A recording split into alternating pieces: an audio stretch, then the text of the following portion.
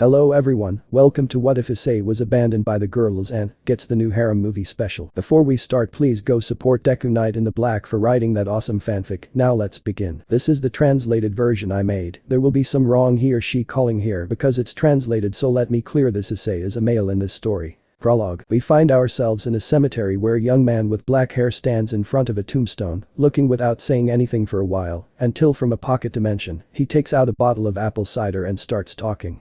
That young man was Issei. Issei's POV. Hello, it's me Issei, I look different, don't I?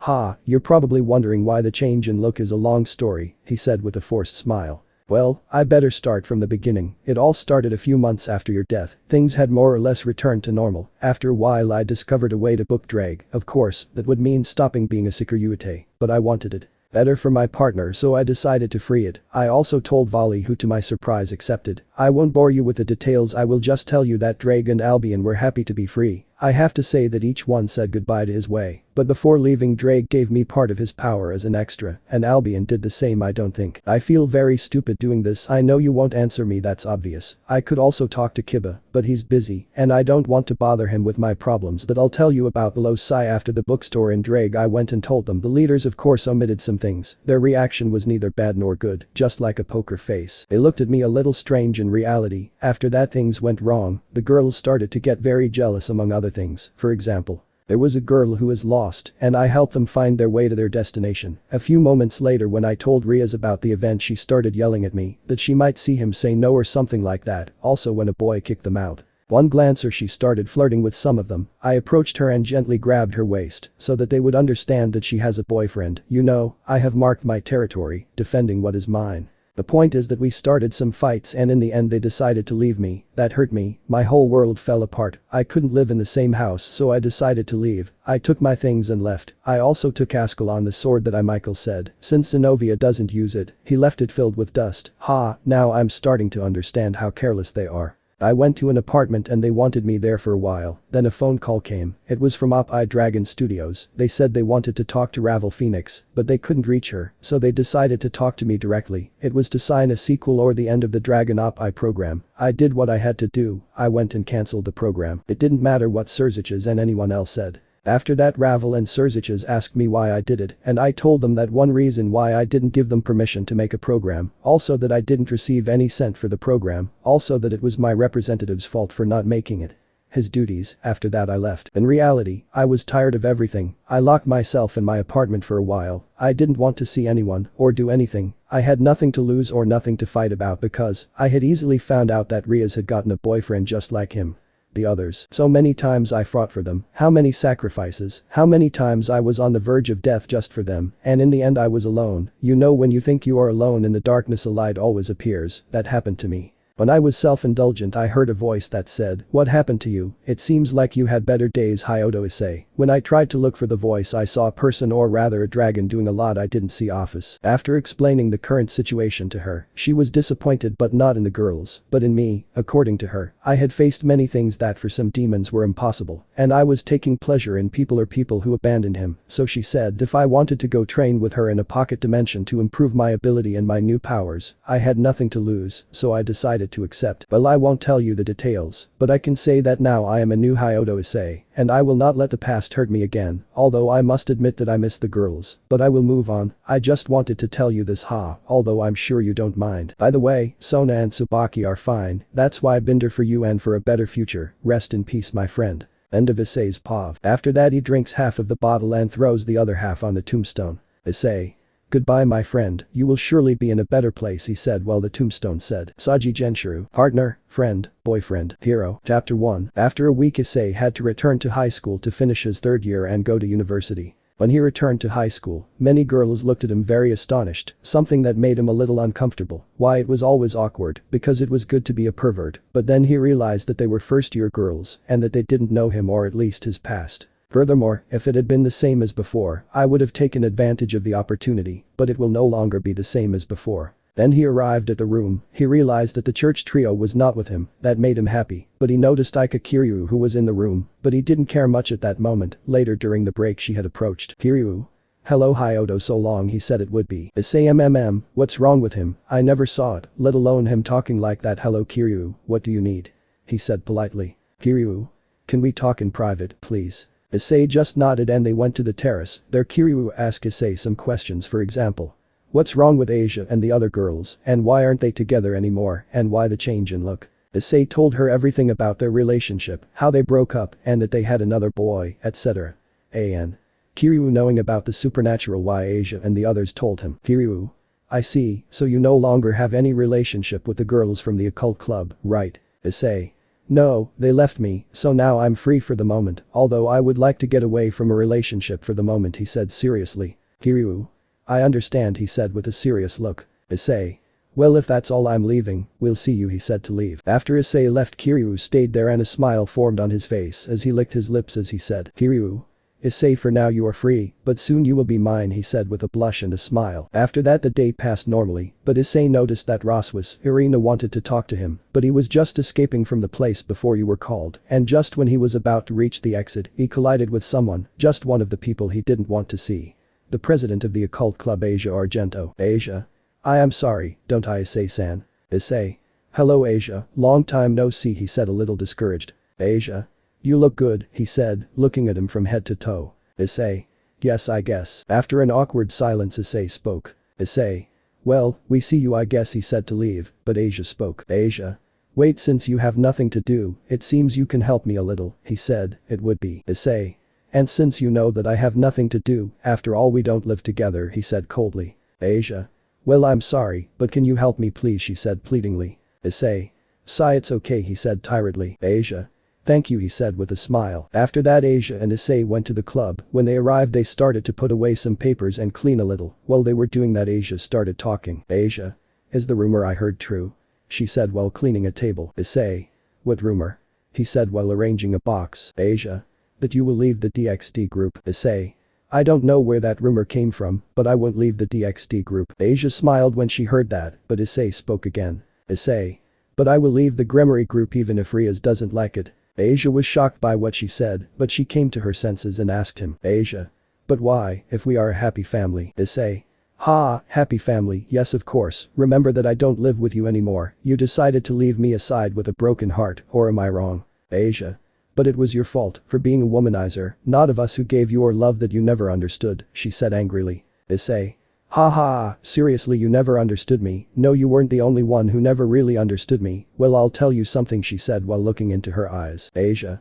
Which means that I never understood you, neither I nor the others, she said with confusion. Issei. When Rainer asked me out, the first thing I thought was someone's joke, but I was still happy, maybe I could show that I wasn't a loser or just a pervert, and that maybe she would see the good in me, but in the end it was a fallen angel who got tired of watching me. Asia.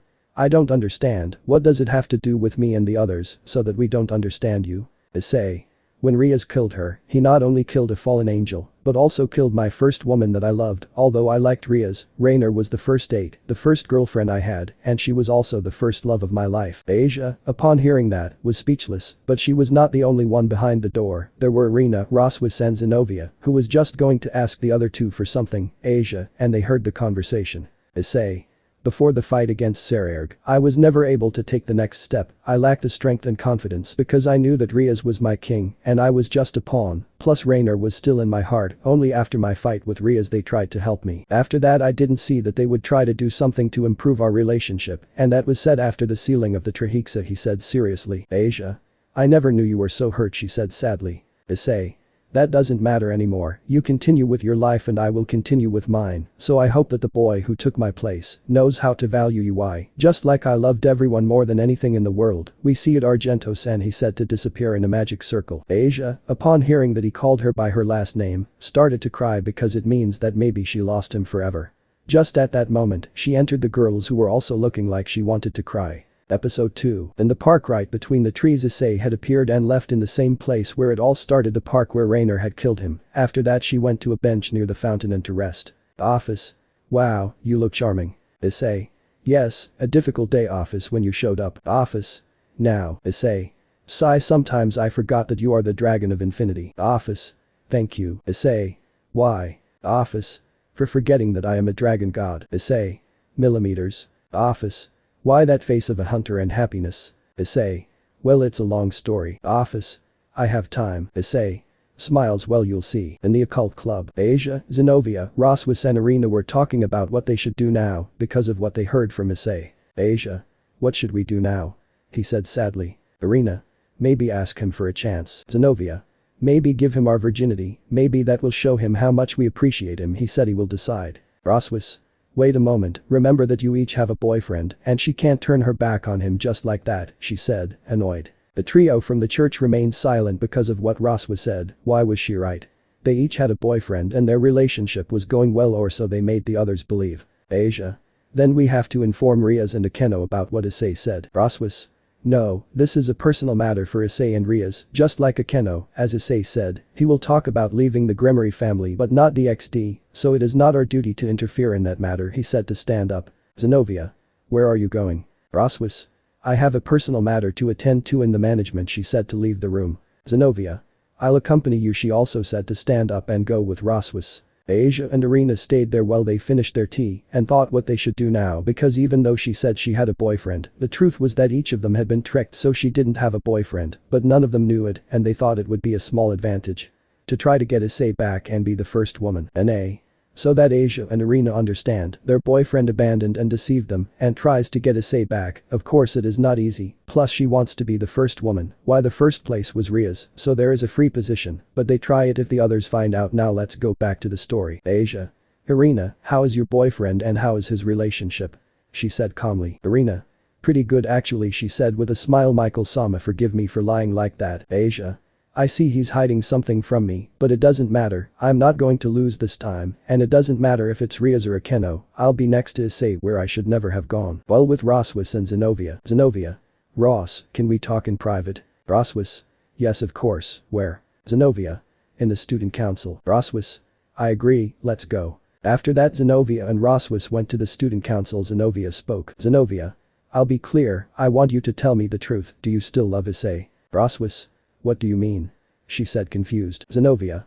I'm not into games, nor are you, she said. Roswis. If so, she said, it would be the same. Zenobia. How about an alliance for Issei's heart? Roswis. I hear you. While in the park with Issei and Office. Issei, after telling him everything about what she told Asia, Office looked at him and said, Office. I see, and how you feel? Issei. Actually fine, I feel free, like a weight has been lifted off my shoulders or something like that. Office. It is common, according to what I know, the world always depends on you. Issei. What do you mean? Office. I'll summarize it like this, if it weren't for you, nothing, not even humans, would exist now. Issei. I don't understand. Office. I will explain it to you like this, or in numbers, if it were not for you, Rias Gremory would be married to someone she does not love, Asia would be dead, there would be a war between factions, and the Trihexa would have been released among other things. You are not just the pillar of the factions, you are the pillar of this world. Issei. Ha, I don't think my life wanders at all now, although I have enough power to face Sirzechs or another Mayu. I don't know if they remember anything you say, why does it seem like they forgot about me as a hero? Office. If humans make mistakes, why should supernatural beings be different from humans? Issei. Well that's true, but that includes you. Office. I was betrayed and part of my power was stolen due to a mistake. Even though I am a very powerful being, I must admit that I also made mistakes. Issei. I see, well it's getting late, do you want to eat something? She said to get up. Office. Yes, why not? As he walked Issei asked. Issei. Office, I have a question that I always wanted to know, why did you choose to be a girl? Office.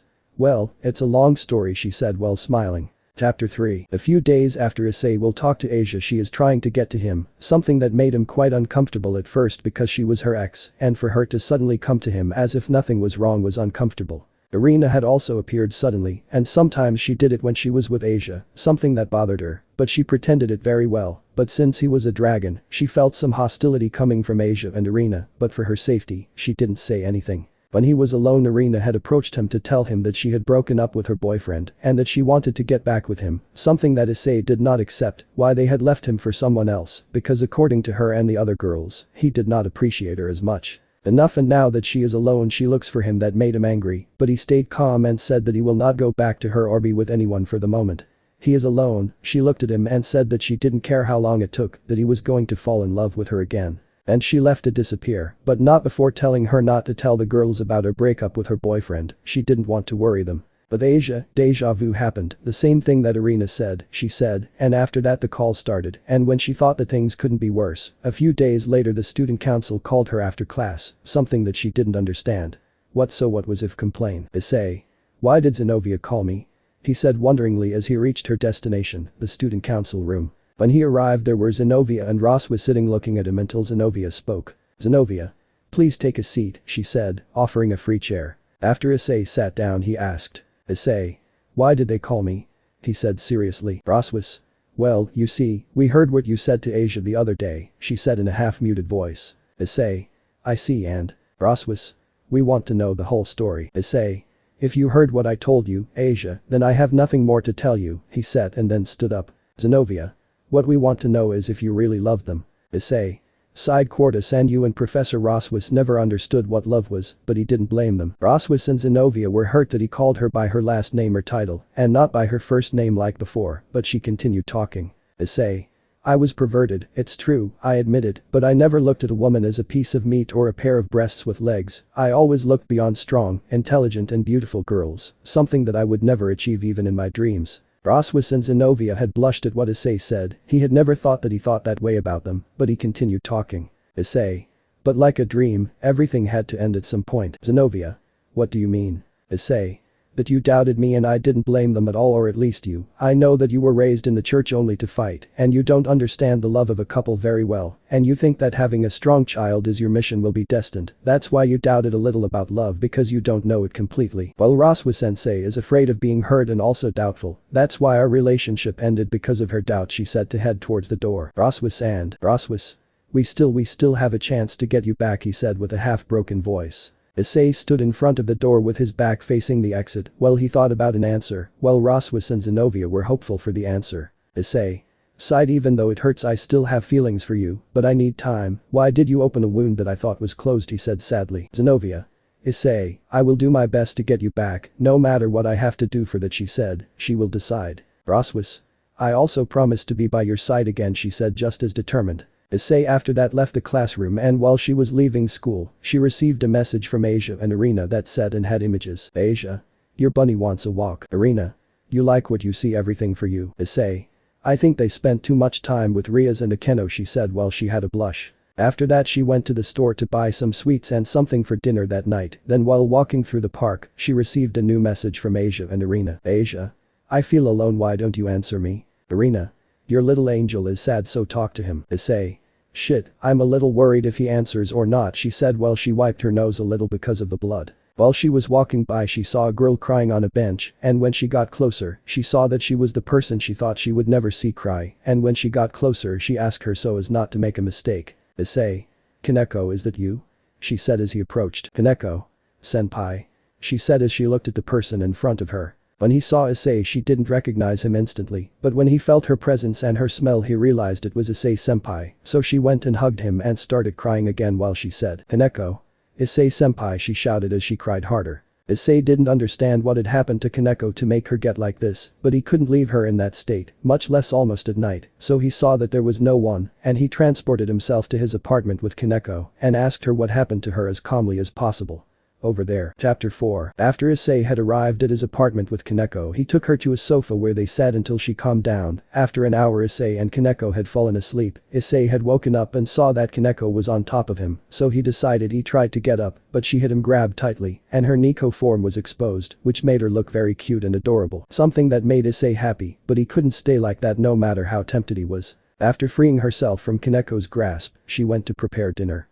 After a while, Kaneko had woken up and didn't know where she was until she remembered what had happened and that she was with her senpai, something that made her ashamed and blushing at the same time, but before while looking for his senpai, he smelled something delicious. When she went to the place she saw Issei with 2 plates of stew ready to eat and he saw her and called her to sit down to eat, something she would have enjoyed a lot if she weren't so sad about what happened a few hours ago. After dinner and dessert Issei decided to ask the calmer Kaneko what had happened for her to be crying in the park. Issei. Kaneko, why were you crying in the park? What happened? She said worried. Kaneko had doubts if she would answer, but she didn't want to lie to him, but she also thought that when she knew the truth, she would say that she deserved it, but she decided to tell him anyway. Kaneko. It was because of my boyfriend, I discovered that he was cheating on me she said with her head down. Issei remained silent and Kaneko continued talking. Kaneko.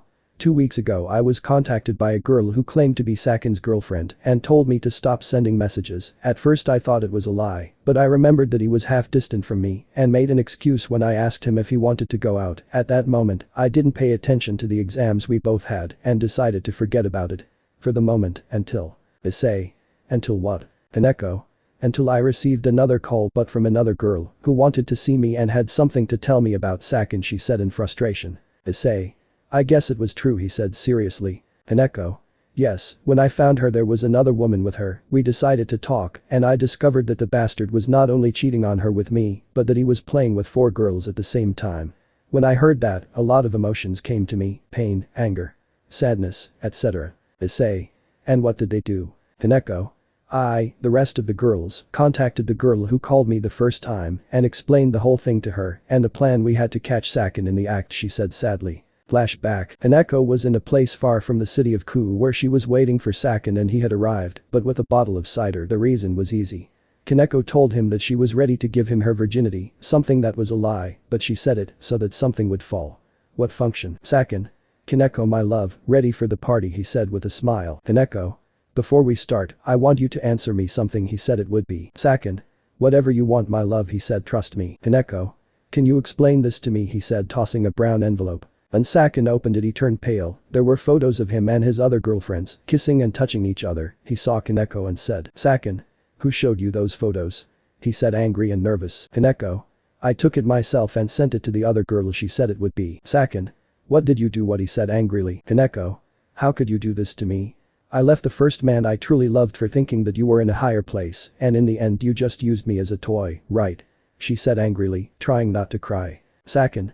Oh, I'm sorry that you saw that I opened my leg just to listen to some nice words or leave that stupid guy who saw something about a dwarf without breasts or butt, and I'll also tell you something silly, loli. It doesn't matter what you said to the others bitches about my cheating, I can go and get another stupid woman to lick my feet and trick, he said while laughing. This part was where he told Issei. Sakin was about to leave, but the 3 girls with bats and other tools had appeared behind him. Girl 1. So we're bitches. She said angrily. Girls 2. That's what he said with a sharp look. Girl 3. How about we show him what we can do? He said with a sinister smile. Sakin tried to escape, but Keko kicked him in the testicles, leaving him unconscious. Remember that Keko has super strength, so a kick is down KO, also without children. After he was unconscious, the 2 took him to an author where they got on. One also took his motorcycle that she had given to Sakin, but before leaving they spoke with Keko. Girl 1. Hey, what that idiot said, it's a stupid thing for his ego, he said to cheer up the white-haired girl. Girl 2.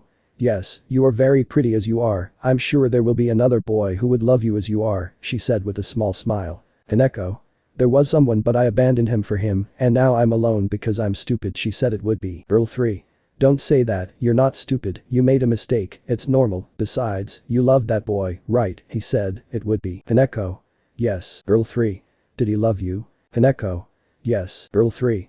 Then you still have hope until he says he doesn't love you and he tells you looking you in the eyes, don't give up, okay, she said with a smile. Keko nodded and then the 3 of them left. Part of Keko was thinking that he would happen to his ex, but she decided to ignore that. After using a magic circle she arrived at the park, she noticed that there was no one there and she started crying loudly. End of flashback. Keko. After telling me that word, I kicked him in the testicles and the others appeared and did the same, then I ran away from the place and used a magic circle to get to the park to cry, he said sadly. Issei had gotten up from his seat and hugged Keko and caressed her head, something that surprised Keko, but made her very happy, and then asked a question. Keko. Issei-senpai, I can stay here tonight, she said blushing. Issei looked at the time and it was very late so she said yes, she would still sleep on the couch, something that bothered Keko a little, why she wanted to sleep with him like before. Issei. Well, first we'll tell the other girls, they're probably worried, she said to call her old house. Issei. Please let all the women in that house other than any of the 2 I thought. Hello Hyodo residence. Issei. Shit, he thought. Hello, is there anyone? Issei. Sigh. Hello Rias. Issei. Chapter 5. After Keko told him her story about why she was crying in the park, Issei decided that he should call his old house to inform the other girls where Keko was and that he would stay with him that night. When he called, the person he called answered. The one who did not want to talk, Rias Gremory. Rias. Issei. It's you. Issei. Calm, if it's me, are the other girls there? He said calmly. Rias. If they are all here, why? She said worried. Issei. It's about Keko, he said seriously. Rias. Do you know where it is? did something happen to you? She said a little upset. Issei. He's in my apartment and something like that, he said calmly. Rias. What happened?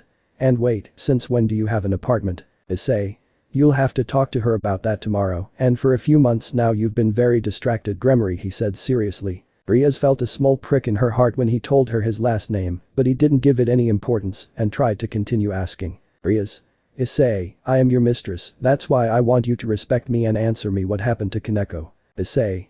With all due respect, President Gremory, Keko is in my apartment until tomorrow, and if she wants you against what happened she will tell you. By the way, I would like to talk to you about an important matter when you have free time, he said, half annoyed and tired. Rias. I have free tomorrow, if you want to accompany Keko then we will talk, and she will answer why you act like that. I understand, she said angrily. Issei. Okay, we'll see you tomorrow, she said to hang up. Rias. Yes, we see, she said, but Issei hung up on her before she could finish the sentence. After Issei hung up on her she went to the living room, where the others were, and when she arrived there were Keno, Rosweiser, Zenobia, Asia and Irina. Keno. Rias, who was it? She said calmly. Rias. It was Issei, he said she would be. Asia, Irina, Rosweiser and Zenobia, when she heard that it was Issei, almost cursing for not answering the phone. Keno. Issei. She said a little confused. Rias. Yes, Issei, the Issei that we all know, she said it would be. Keno. I see, and how is she? She said surprised. Rias. She is fine with Keko in her apartment, she said she would be. When she said that the girls had different reactions. Asia was paralyzed. Irina tried to take it calmly while she put sugar in the tea that she had already put 23 teaspoons in. Zenobia had scratched the armchair where she was sitting, and Rosweiser cursed the luck of the Albina. Keno. And why is Keko with Issei in his apartment? She said with a smile that seemed fake. Rias. I'm not sure, but it seems like something happened to Keko, that's why she will spend the night with Issei, she said worriedly. Keno. I understand, oh don't forget that I had to buy something. Ross, would you accompany me to the store, she said calmly. Rosweiser. Yes, she said, coming out of her thoughts. Rias. He accompanied them after all, we are friends, right, she said as she headed to the door and accompanied them. After Asia, Irina and Zenobia left they went to their room to curse Keko, well he called them and tried to call Issei too, but he had blocked them. While in Issei's apartment, Issei had hung up on Rias, a little annoyed while he was walking towards the room where Keko was. After explaining to her that he had told her that he had to leave tomorrow, he showed her where the bed was. Keko went to bed and asked Issei if he could sleep with her, and he told her. Issei.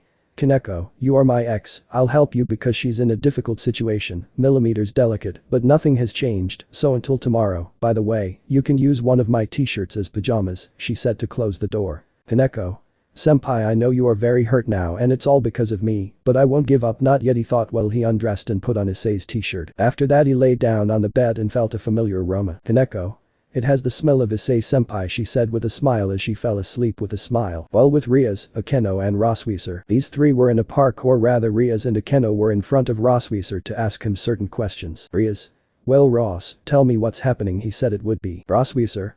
I don't know what you're talking about, President, she said worriedly. Akeno. Ara, it seems that Ross doesn't want to hide something, he has to see Issei, right, he said with a smile. Rosweiser. First you didn't hide anything, and since you have boyfriends, why are you interested in Issei-san now after abandoning him? She said seriously. Rias. Ross, as your master, he ordered you to explain to me what is happening with Issei and the other girls now, he said seriously. Rosweiser. Okay, I'll explain it to him, but tomorrow when Issei arrives, I'll tell him everything, she said, a little scared. Rias. Okay, let's go, Akeno, she said seriously. Akeno followed her, somewhat annoyed because she wanted to know what was happening to Issei. Well, Rosweiser, seeing that Rias and Akeno were far away, called Zenobia. Rosweiser.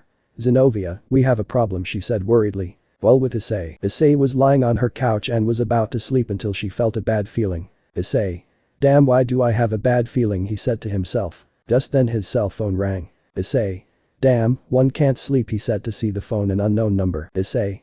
Hello, who's speaking? Hello Issei, it's me, Sona, she said nervously. Issei.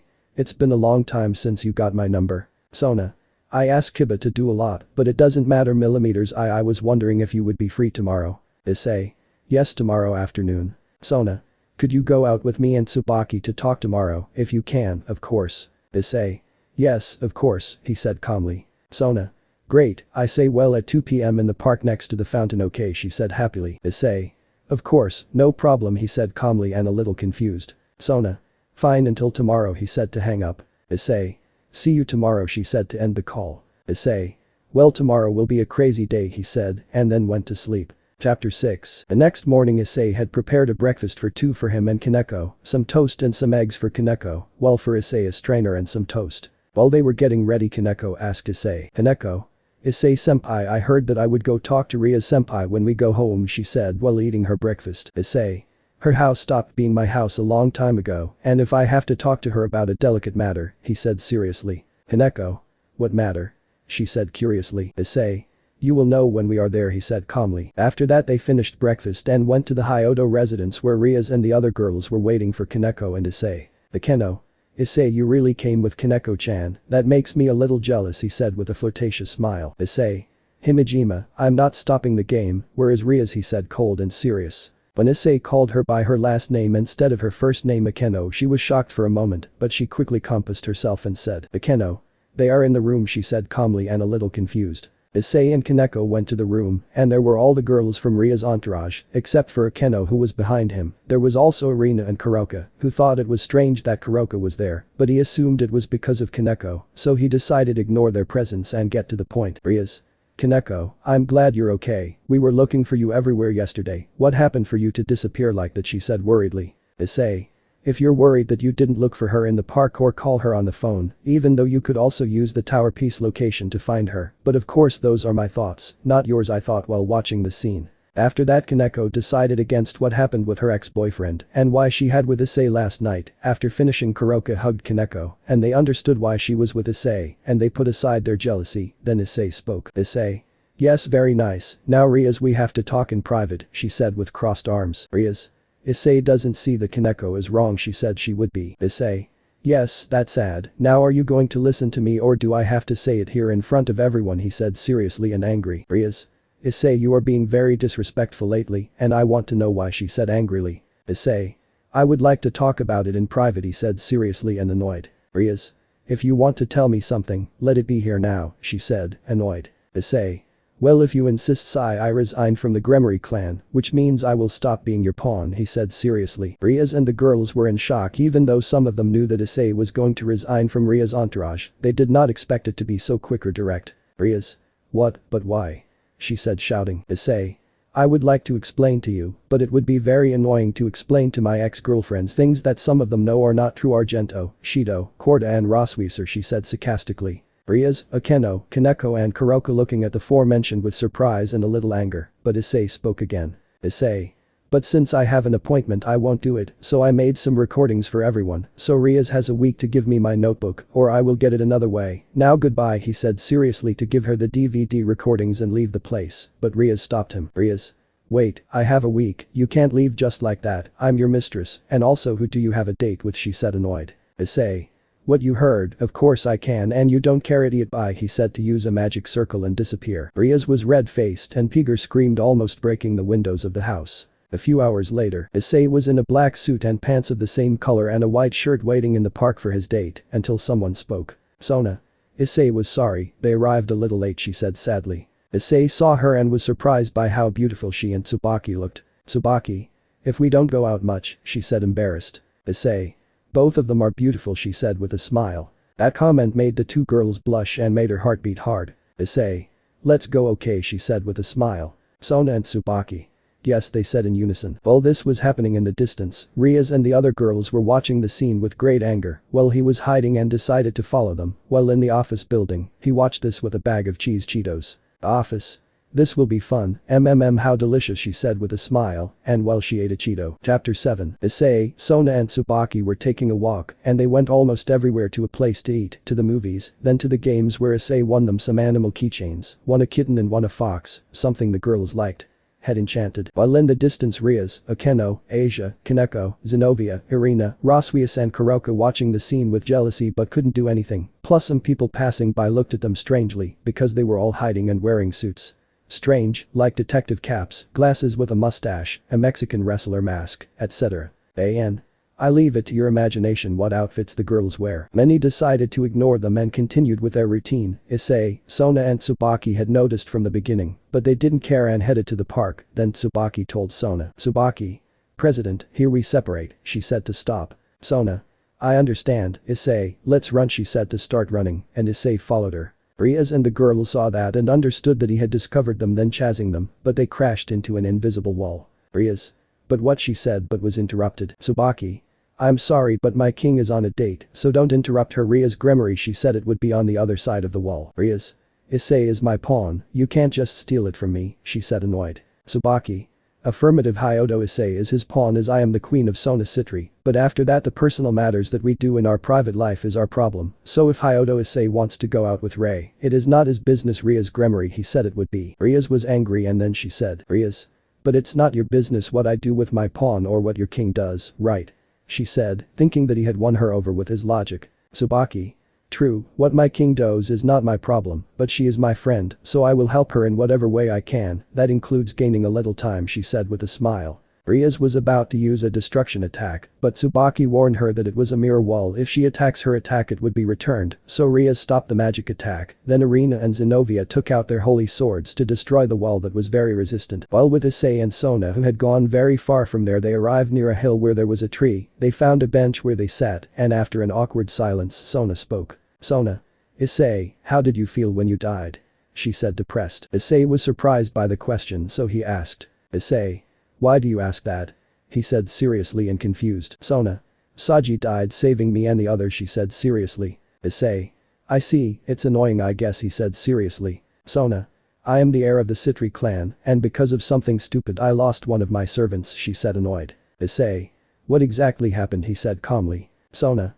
It was classic, a demon renegading, we located it and eliminated it, something easy.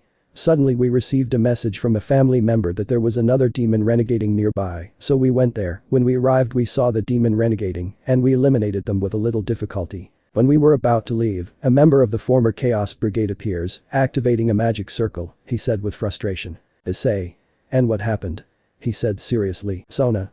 It was an explosive circle to commit suicide, only 2 people could be in a magic circle, if the user who invoked it died it would explode instantly, if the second subject died it would also explode, also that magic circle after its invocation only lasts a minute after it would explode after being killed to the individuals, since we were my entire entourage and one of me would have to stay. I told everyone in my entourage to leave that I would stay, I didn't want to, but I forced them until only Tsubaki, Saji and I were left, he said it would be. Issei was quiet and continued listening.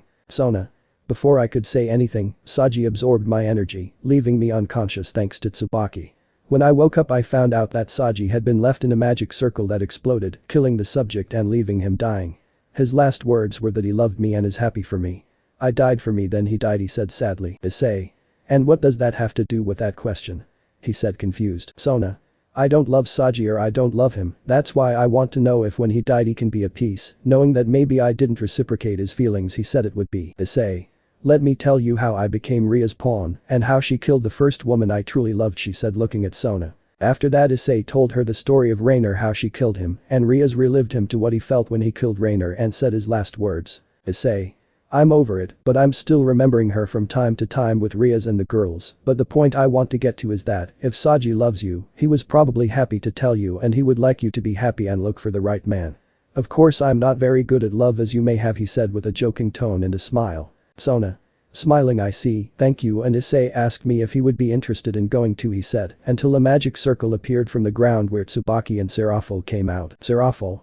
Sister, you're ahead of me, it's not fair, he said, pouting. Tsubaki. I'm sorry, I couldn't refuse, he said sadly. Sona. Sister, what are you doing here? She said, annoyed by the interruption. Issei. Well, I think I'll go, he said to leave the place. Sona. And you don't have to go, she said a little desperate. Issei.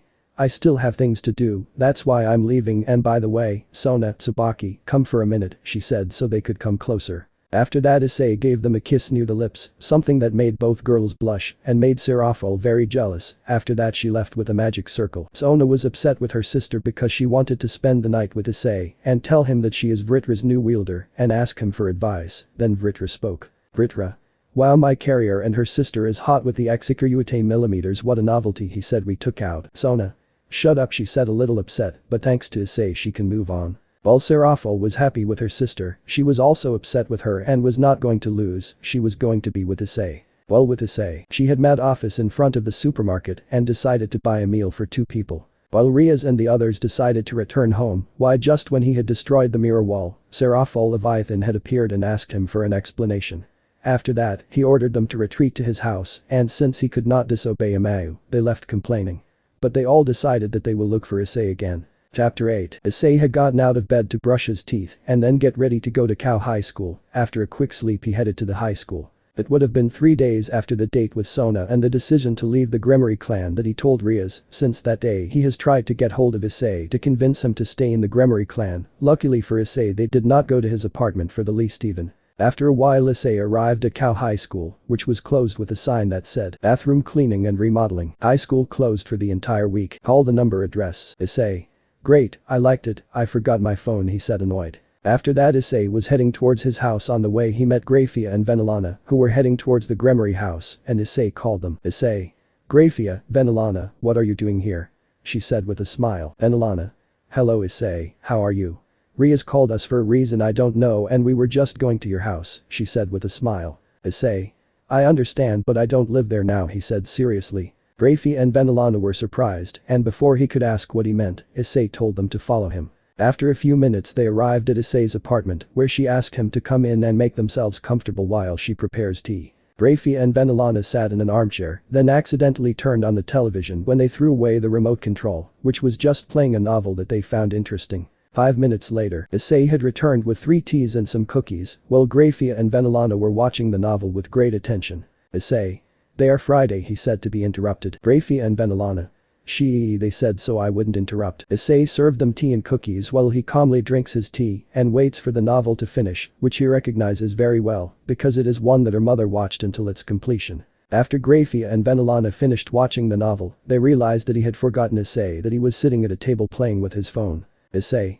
Oh, that chapter ended, he said with a smile. Grafia and Venelana were blushing with embarrassment, but Issei told her that it didn't matter. Then he sat down in an armchair and began to explain their current situation. Venelana.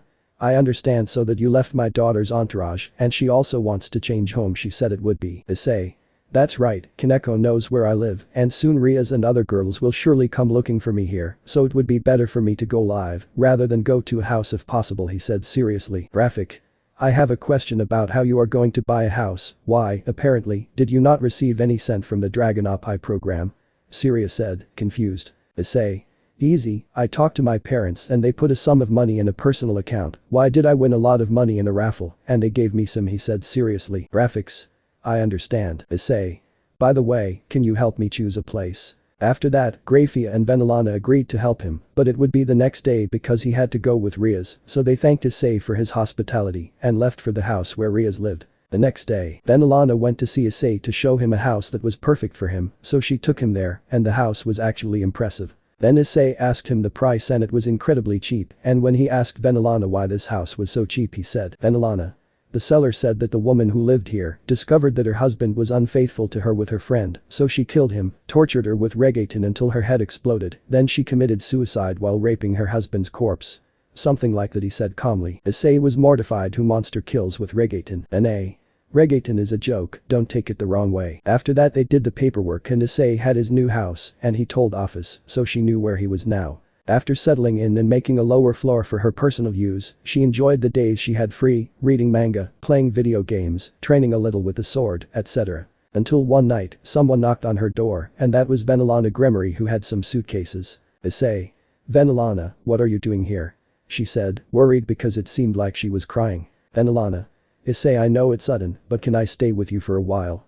She said, about to break. Issei. Yes, of course, she said, taking her suitcases. After Issei entered he put his suitcases on one side and when he asked what had happened, Venelana hugged him tightly and started to cry. Issei stayed there until she calmed down. Then he told her to take a bath with hot water and when she is ready to talk to come down and he will listen to her. After that, Issei prepared some hot chocolate and put it in the dining room while he waited for Venelana. After a while Venelana appeared only with a robe covering her breasts down. Issei almost had a bleed, but she turned around so as not to look at her so directly. Venelana. I'm sorry, take a robe, don't disturb, right, she said a little calmer. Issei. Don't worry, they came with her house, he said, looking into her eyes, which he thought were pretty. Then Venelana took a sip of the chocolate and Issei asked her. Issei. Venelana, what happened? She said directly. Venelana. Sirzechs was unfaithful to me, she said with a sad look. Issei was shocked, he never imagined that Sirzechs was someone who cheated on his wife. Then Venelana continued talking. Venelana. Do you remember when you found me on the way to Ria's house? Well, actually your house. Well, the point is that I went to ask my daughter what to do because according to Sirzechs, he was unfaithful because he was drunk and I didn't know how he reacted. Should I forgive him or no? She said annoyed. Issei. How did you find out that he was unfaithful to you? She said calmly. Venelana. One of the maids told me and when I confronted him he couldn't deny it. He only said that it was once when he was drunk that it wasn't that serious. That made me angry, so I went to the human world with Grafia, he said seriously. Issei. I understand, and what did Rias say about it? He said curious. Venelana. He said that if you say it it's true that I should forgive him. She said she would then take a little more of her chocolate. Issei. I see why I think this will end badly. Venelana. After that I decided to forgive him and today I gave him a surprise. I dressed provocatively for Sirzechs, something he liked, and while we were making love, he said the name of another woman as he climaxed. She said annoyed. Issei. Oh, shit. Venelana. So I had a fight and I left the house after collecting my things, and since I had nowhere to go, I came here with you, Issei, she said, about to cry again. After that Issei hugged her and said that she could stay as long as she wanted. Venelana thanked him and asked her something that Issei didn't expect. Venelana. Issei, can I ask you one more favor? He said pleadingly. Issei. Yes, of course, whatever you want, she said with a smile. Venelana. Can I sleep with you tonight? She said looking intently. Issei. Huh. Chapter 9. After Venelana fights with her husband for being unfaithful, she goes to Hyodo Issei's house to seek refuge and ask for something unexpected. What will Issei say? We will find out. Issei. Huh. He said confused. Venelana. I want to sleep with you, she said it would be. Issei thought for a moment and came to a conclusion. Issei. I understand, you want to sleep with me so you don't feel alone, nothing Hexuli, right? He said calmly. Venelana. Actually, if she was talking about Hex, she said calmly. Issei was shocked when Venelana said that. Venelana. My husband was unfaithful to me, and that hurt me, so I want him to suffer in the same coin, she said angrily. Issei. I understand that you're angry, but sleeping with someone else won't solve the problem, he said as seriously as possible while looking into her eyes. Venelana stood up and took off her robe and threw herself on top of Issei saying, Venelana. I don't care, let's do it, and that's it, she said she would be in naked. Issei was fighting with himself why one part if she wanted to, and the other shouldn't. Venelana is a married woman, and mother of her ex couldn't, while she was thinking that Venelana was about to kiss him until she got an idea. Issei. Okay, but in the room, she said, stopping Venelana before she kissed him. Venelana was a little upset, but she accepted and went to Issei's room while she moved her hips. After she left, Issei took an ice pack and put it on his head to cool down, something that worked. Then preparing some glasses with whiskey that gave them something special. After a few minutes, Venelana was lying on the bed and saw Issei in boxers who was carrying some whiskey. She took one and said, Venelana. Ready for fun, she said with a smile as she took the whiskey in one gulp. Issei. Yes, in a few minutes, he said seriously while waiting for something. After saying that, Venelana felt dizzy and fell unconscious in bed. Issei. Shit, I didn't think that official would be so fast, he said surprised. After that a magic circle appeared on the ground and Grafia came out and saw Venelana in the bed naked and Issei in his underwear. Before shouting she calmed down and said calmly. Graphics. Hyodo Issei, can you explain to me what all this is? He said as calmly as possible. After that Issei explained to her from the beginning until she arrived and Grafia was in shock. She knew that Venelana and Sirzechs had problems, but she never thought it was so serious, and nor did Venelana want to pay him in the same coin out of spite, although after thinking about it, she would have also. He did the same thing. After that he took the glass of whiskey from Issei and asked, Graphic. How did you make him unconscious? He said while taking the whiskey from Issei. Do women like strong drink or just this family? He thought and then said, Issei. I put some sleep drops, and by the way you also just drank some. I'm sorry, he said, regretting what happened. Graphic. Oh no, he said, and then he drops the glass and Issei will catch it. While Issei had her in his arms he said, Issei. Oh my god, help me, it's true that he is dead. Sigh, now what do I do? He said, seeing Venelana in her naked bed, Grafia in her arms unconscious and the half-naked. The next morning, Grafia was waking up in a bed with Venelana, but she noticed that her clothes were missing because she was half-naked. Then she remembered what happened last night and smelled the smell of food. Venelana also woke up and Cell came. I remember it from last night, and she didn't know that face with Issei until he yelled at them to come down to breakfast. After taking a bath and changing clothes thanks to the fact that Issei had put them on a chair, Issei was waiting for them with some coffee, marshmallow toast and other things. After having a very silent breakfast, Venelana said, Venelana. Issei, what happened last night? And she said nervously, Issei. Don't worry Venelana, it was the heat and anger of the moment, so don't worry, and by the way I didn't do anything individual with her body. Well she said with a smile. Venelana was relieved by that, as if it had lifted a weight off her shoulders, then she spoke. Graphic. Speaking of which, Hyodo Issei was half naked with Venelana in bed. I don't remember undressing last night, she said, a little annoyed. Issei. Venelana, what are you going to do now? I mean, you can stay as long as you want, but that won't solve anything, he said worriedly. Graphic. Don't ignore my question, she said, annoyed. Venelana. Sigh, I made a decision. I will ask Zeodicus for a divorce, she said it would be. Issei and Graphia were shocked and Issei said. Issei. I understand that she is angry, but I think she should give him a chance to repair the damage, although I'm not sure if something like that can be repaired, she said in thought. Venelana.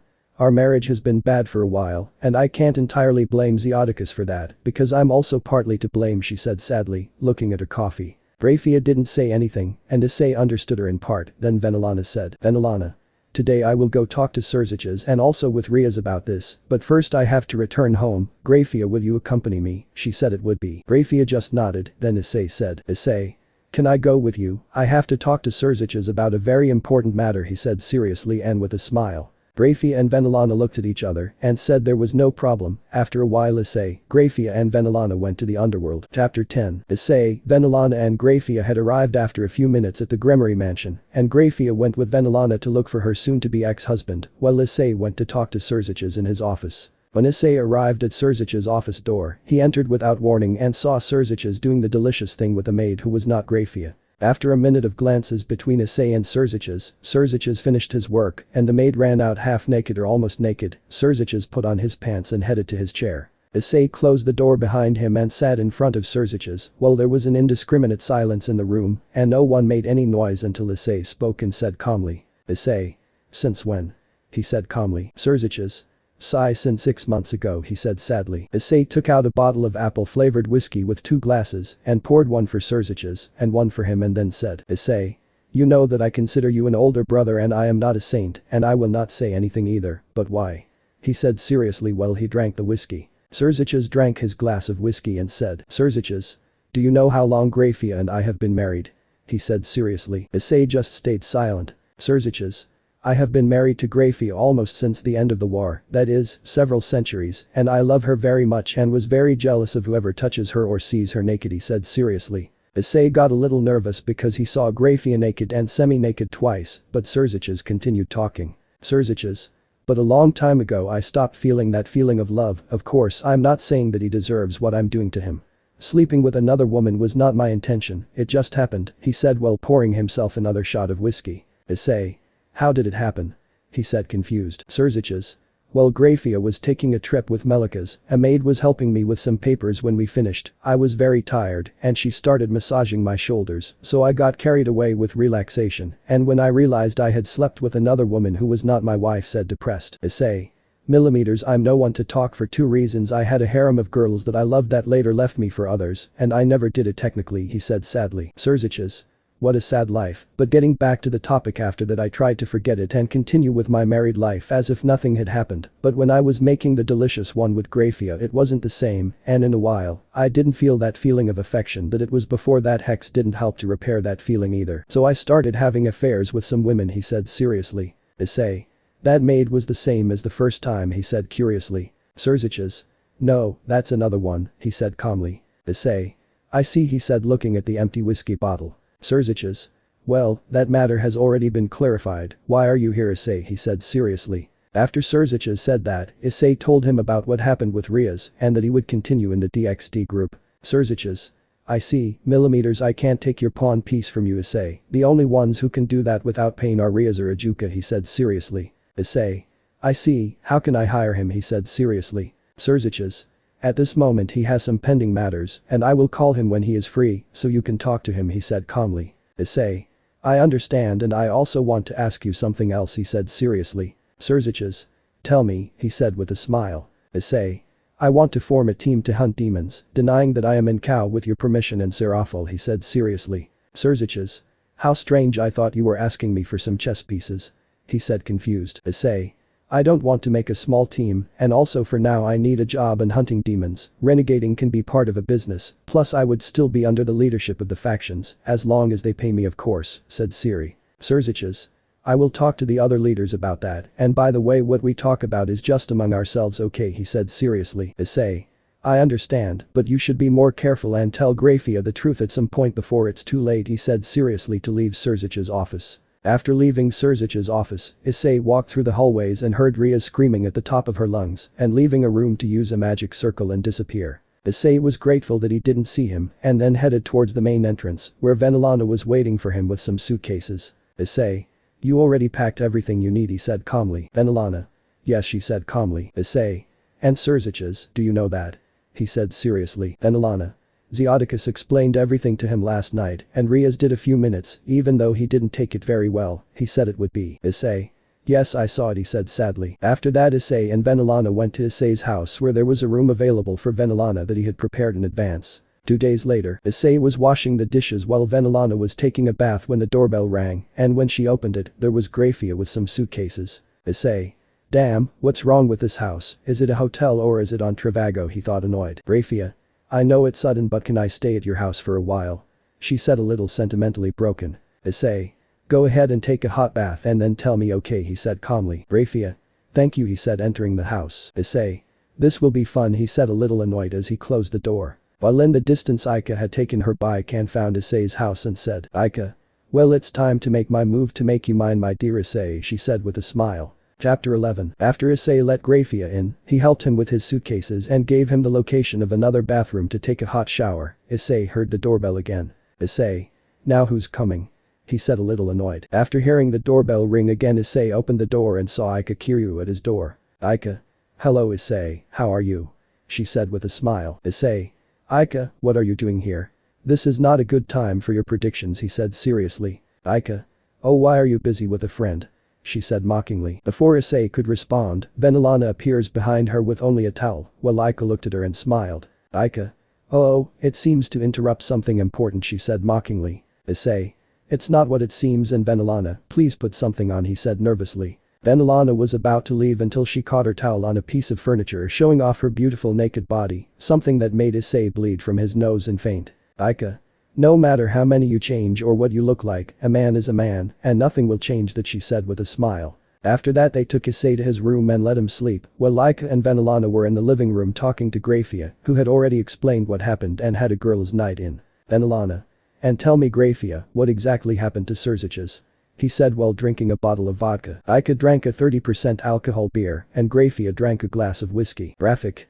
Sirzechs decided to tell me the truth about his cheating, something he already knew for a long time, she said sadly. Ika and Venelana were surprised by what Grafia said. Then Ika said, Ika. Your husband cheated on you and you knew it? She said surprised. Grafi. You knew it for a long time and I don't blame you, because after all, I was also tired of the routine of the perfect marriage, and he tried, and I also tried to solve it, even though I knew it wouldn't work, he said sadly. Venelana. But why didn't you do something? How to hit him or curse him at all costs, she said, a little upset and drunk. Graphic. Why, despite everything he is my king and I am his queen, or I am temporarily, she said it would be. Venelana. What do you mean? She said confused. Grafia. Soon you will know, let's go to sleep better, she said to get up, and Ika with a smile said, Ika. Do you want to sleep with Issei? She said with a smile. The two women asked her what she was referring to, and Ika smiled and then told them. A few minutes later, Ika, Venelana and Grafia entered Issei's room while he was asleep, and the three of them were completely naked to put on Grafia on the right, Venelana on the left and Ika in the middle, to start sleeping peacefully while they thought. Ika. Asia always told me that she liked to sleep naked with Issei, that it felt super good, and I understand what she means, this is great. Venelana. She had never shared the bed with a man other than my husband, even though I'm only on her left side, it feels very good, but I don't understand why. Graphics. How does this end? I think it doesn't matter, the decision has been made, I'll start from scratch, and I hope Issei can help me with that. While at the Hyodo residence, Rias couldn't sleep well, so she decided to go get a glass of hot milk and then drink it. She decided to go to Issei's old room, where she saw that it was a little abandoned, and for a strange reason when she lay down in bed, she felt a little of the warmth from Issei. Then he took one of Issei's shirts and went to his room, put it on and was able to sleep well, even though he felt that someone was doing something he shouldn't, and said, Rias. Well, tomorrow I will talk to Issei and ask him to come with me, talk to my mother to convince her to go back to dad, she said, going to sleep. Chapter 12. While Issei was sleeping, he was in a place that was similar to where she trained with Ddraig, and suddenly he appeared in front of Issei. Issei. Ddraig. He said surprised and happy. Ddraig. "Hello mate," he said with a smile. "Issei. Where are we?" he said confused. "Ddraig. Inside your head or subconscious you could say," he said calmly. Issei remembered that he saw Venelana and her beautiful naked body and then fainted. Issei. "Yes, I fainted after seeing Venelana naked and then I don't remember anything," he said seriously. "Ddraig. Millimeters mate, you seem strange, is something wrong?" he said worried. Issei. "More or less, but before what you're doing here Ddraig, I thought you were free," he said confused. "Ddraig. I felt that you were having a hard time, so I decided to find out what was happening.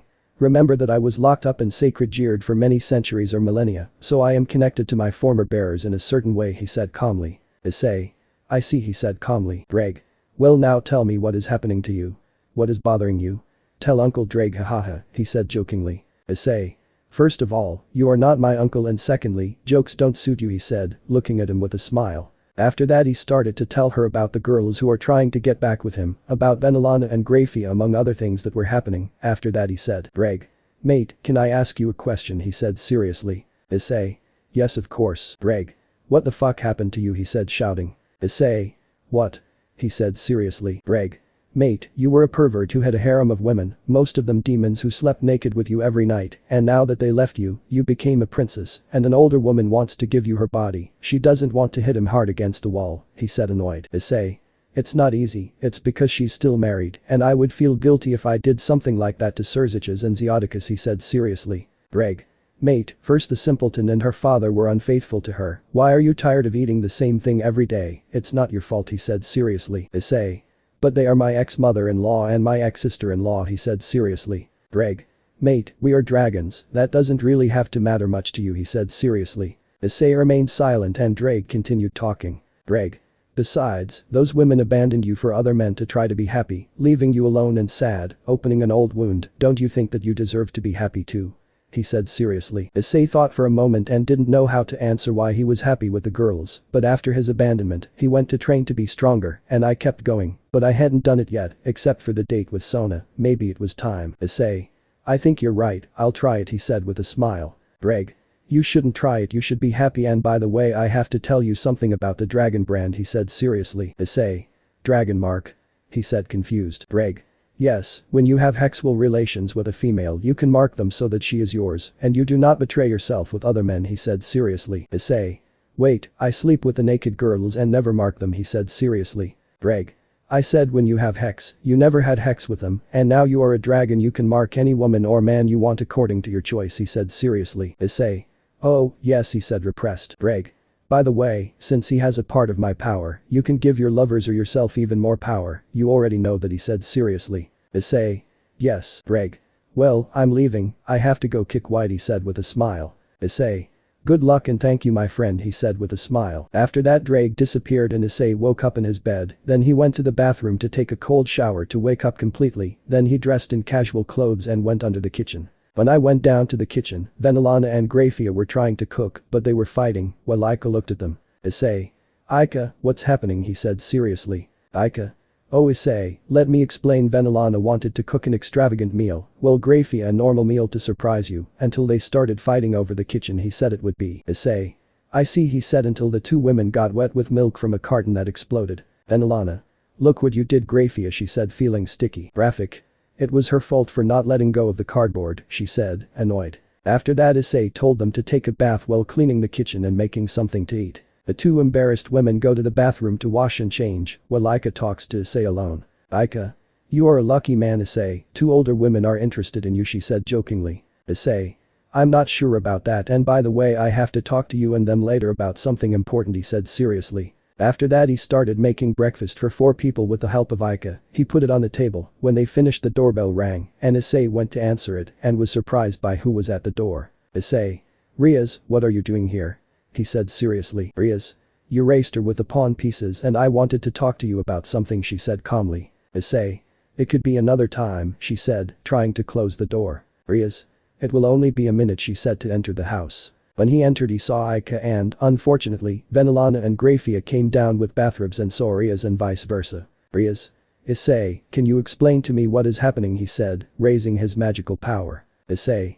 Shit, he thought. Chapter 13. Rias had gone to talk to Issei to ask for help to try to reconcile her mother with her father, but when she located him thanks to the pawn piece she still had, she found him in another house with her mother in a towel, which made Rias angry and told him. Demanded an explanation. Current time. Rias and Issei went to a room to talk privately, but they were being heard by Ika, Venelana and Grafia behind the door. Rias. How could you allow my mother to live with you? She said angrily. Issei. Well, for 3 obvious reasons. First, Venelana helped me choose this place, and I owed it to her. Second, I have many rooms available so there is no problem. Third and most importantly, this is my damn and fucking house, and I invited here. That don't tell you it matters, he said calmly at first, and shouting angrily the last. Rias was surprised that Issei yelled at her, but she composed herself and slapped Issei, something that made Issei angry, but she calmed down. Rias. I'm still your mistress, so I won't tolerate your lack of respect, understood, she said, annoyed. Issei.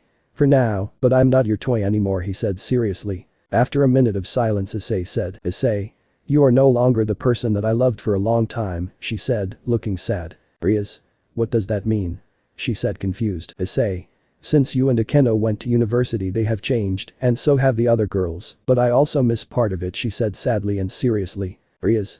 I still don't understand what you mean, she said confused. Issei. To be clear, I will tell you this way, Rias, I always saw you as the most beautiful woman in the world, one that I could not reach yet. I strive to be impressive, and I always put you in perspective as a perfect goddess, that I was very lucky to meet you.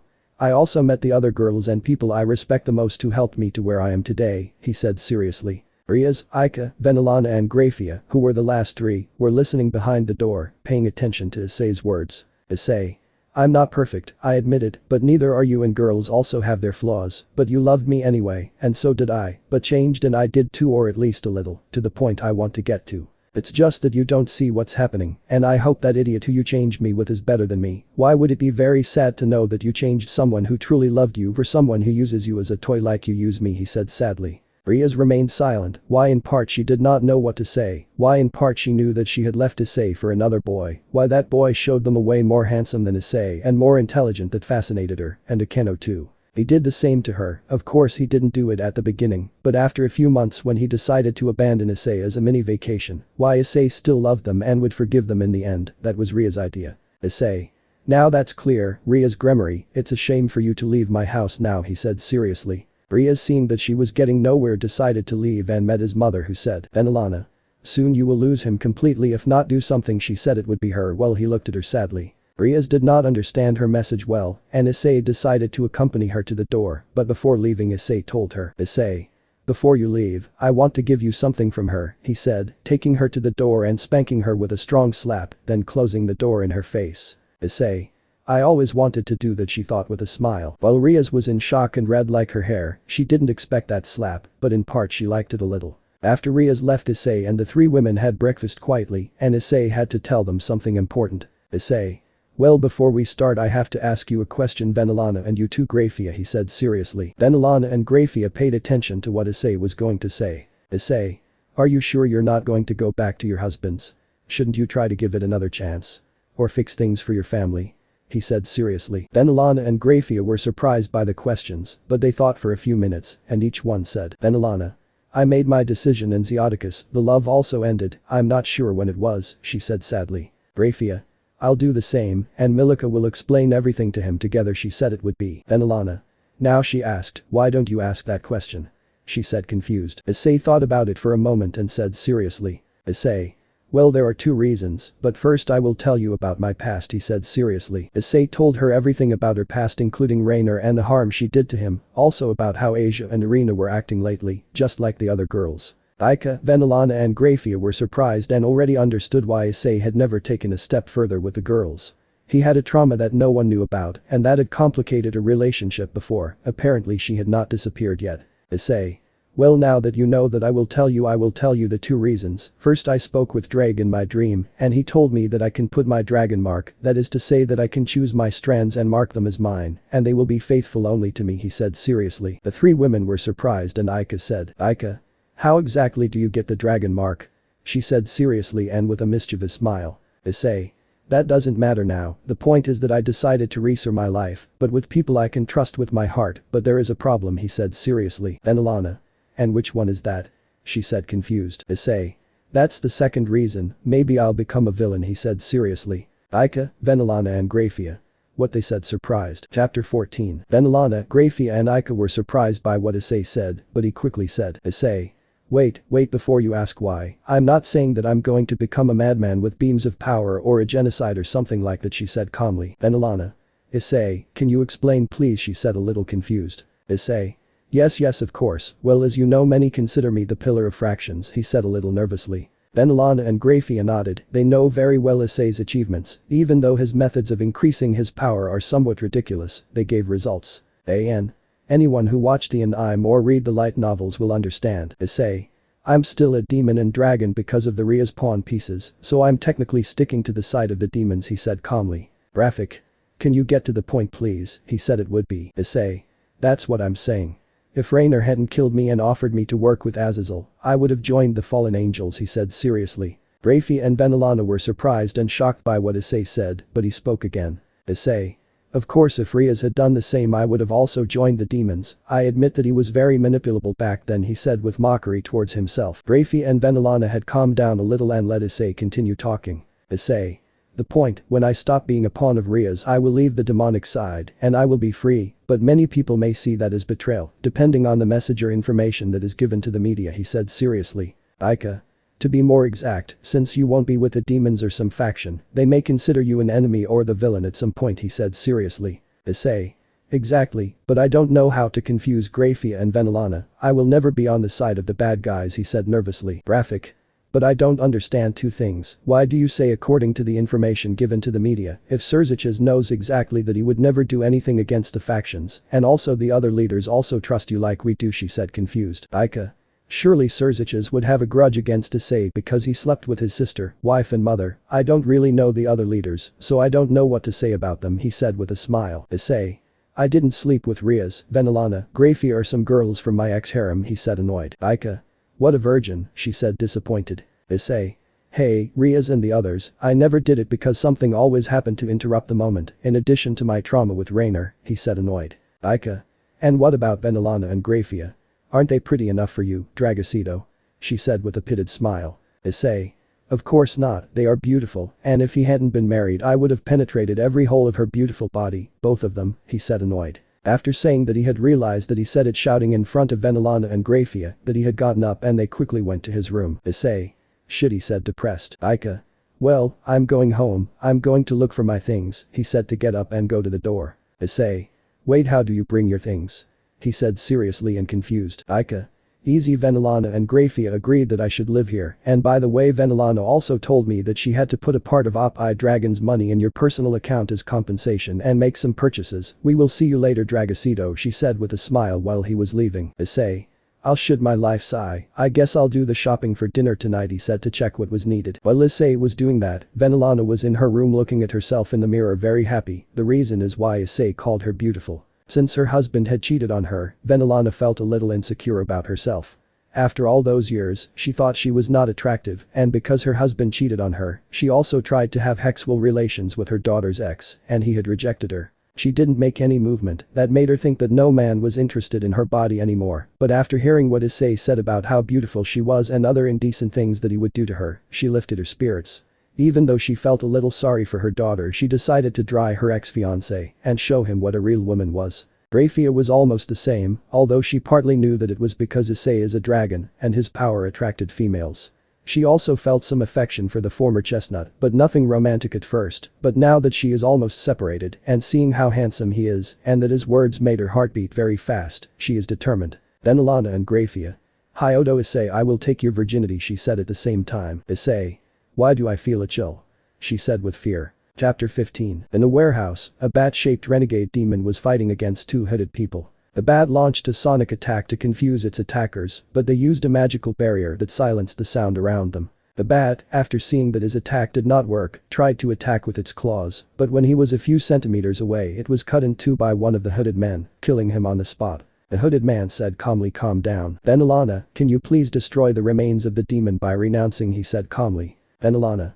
No problem, Issei said to use the power of destruction to go destroy the remains. After that, those now revealed as Issei and Venelana had finished destroying the renegading demon decided to return home. A week had passed after Issei and Rias' fight, also since Venelana, Grafia and Ika had moved in with Issei, something that he had to reluctantly accept, but why? Issei was going through a difficult time because he didn't want to be with anyone, at least women, for at least a while, but as fate hated him, 2 MILFs and a pervert moved in with him, who curiously are the mother of his ex-fiancée, the ex-sister-in-law of his fiancée and best friend of his second ex-fiancée. At that time he tried to train a little to alleviate his problems, he also patrolled to eliminate renegade demons that were in the area, there weren't many, but he was always hooded in case he ran into a classmate or someone he knew. In this case Issei and Venelana went to buy some things for dinner and at the same time teach Venelana about the human world or rather about supermarkets and their offers, because she had never been to a supermarket before so Issei taught her what he knew and when he ended up feeling a renegade demon near and Venelana wanted to fight so Issei gave her a hooded suit even though his eye revealed that she was a woman. Obviously many people plus men looked at Venelana's great beauty and some wanted to flirt with her until they saw the ring on her finger. Snapping their fingers knowing that she was married, Issei told her that he will wear it for a while to keep the idiots away. Which worked most of the time. During that time at the end of the week there was exactly a meeting to talk about certain topics, then Issei decided to sneak in to tell him about his decision from now on, something that surprised the leaders, and even more so when they found out that Sirzechs had not mentioned anything to him regarding such an important topic. After that the leaders wanted to know more information about what exactly happened, but Issei said that he will tell them when he has time, because now he just wanted to catch up with his studies, leaving the leaders confused and Sirzechs in trouble. Now Issei was heading to high school with Ika next to him because he was in the same room when they arrived. They met Zenobia, the president of the student council. Ika. Hello Zenobia, how are you today? She said with a smile. Zenobia. Well Ika, and by the way, why are you and Issei coming together? She said calmly. Ika. Easy, now the two of us live together, she said with a stinging smile and superiority. Zenobia was conflicted with a forced smile where on the one hand she was calm and on the other, she wanted to take the Excalibur out of her dudandle cut off Ika's head at that moment, but she controlled herself and said, Zenobia. I understand, Issei, we can talk during recess later, she said calmly and with internal fury. Issei.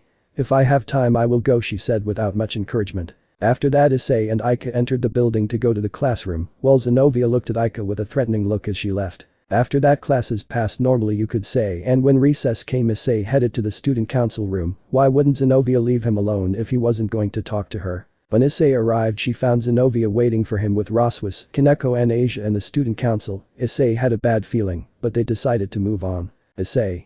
Well, what do you want and why did you call me? And if it's because of Ika Guerderslers matter, he said annoyed. All clicking their tongues, then they proceeded to ask something else that I wanted to know. Zenobia. Issei, since you no longer belong to the occult club, the teachers want to know if you will join a new club this year, she said it would be. Issei. Why the interest? He said confused. Zenobia. The teachers told me to talk to you as president of the student council, and they also told me to give you these options, she said it would be her, well she gave him some papers. Issei took the papers and said, Issei. Is that all? He said calmly. Zenobia. Yes I guess, but first you can answer something, she said calmly. Issei. Sigh, it's very fast, he said seriously. Asia spoke and said, Asia. Is it true that you live with Venelana and Grafia Sama in the same house? She said worried. Issei. Rias already got away with gossip, he thought annoyed. Asia. Issei, is it true or not? She said worried. Issei stood up and took the papers that Zenobia gave him, and when he got to the door she said, Issei. Who I am with in my house or my bed is my problem, not yours, so goodbye, he said annoyed while he closed the door. The 4 girls were shocked and upset, so they made a decision, no matter what she had to do to get Issei back, even if she had to face the Gremory women veterans. While in another part of Kao, Isaka, the leader of the Yokai, came out of an adult store with about 2 bags and then went to a department to then check its contents. Isaka.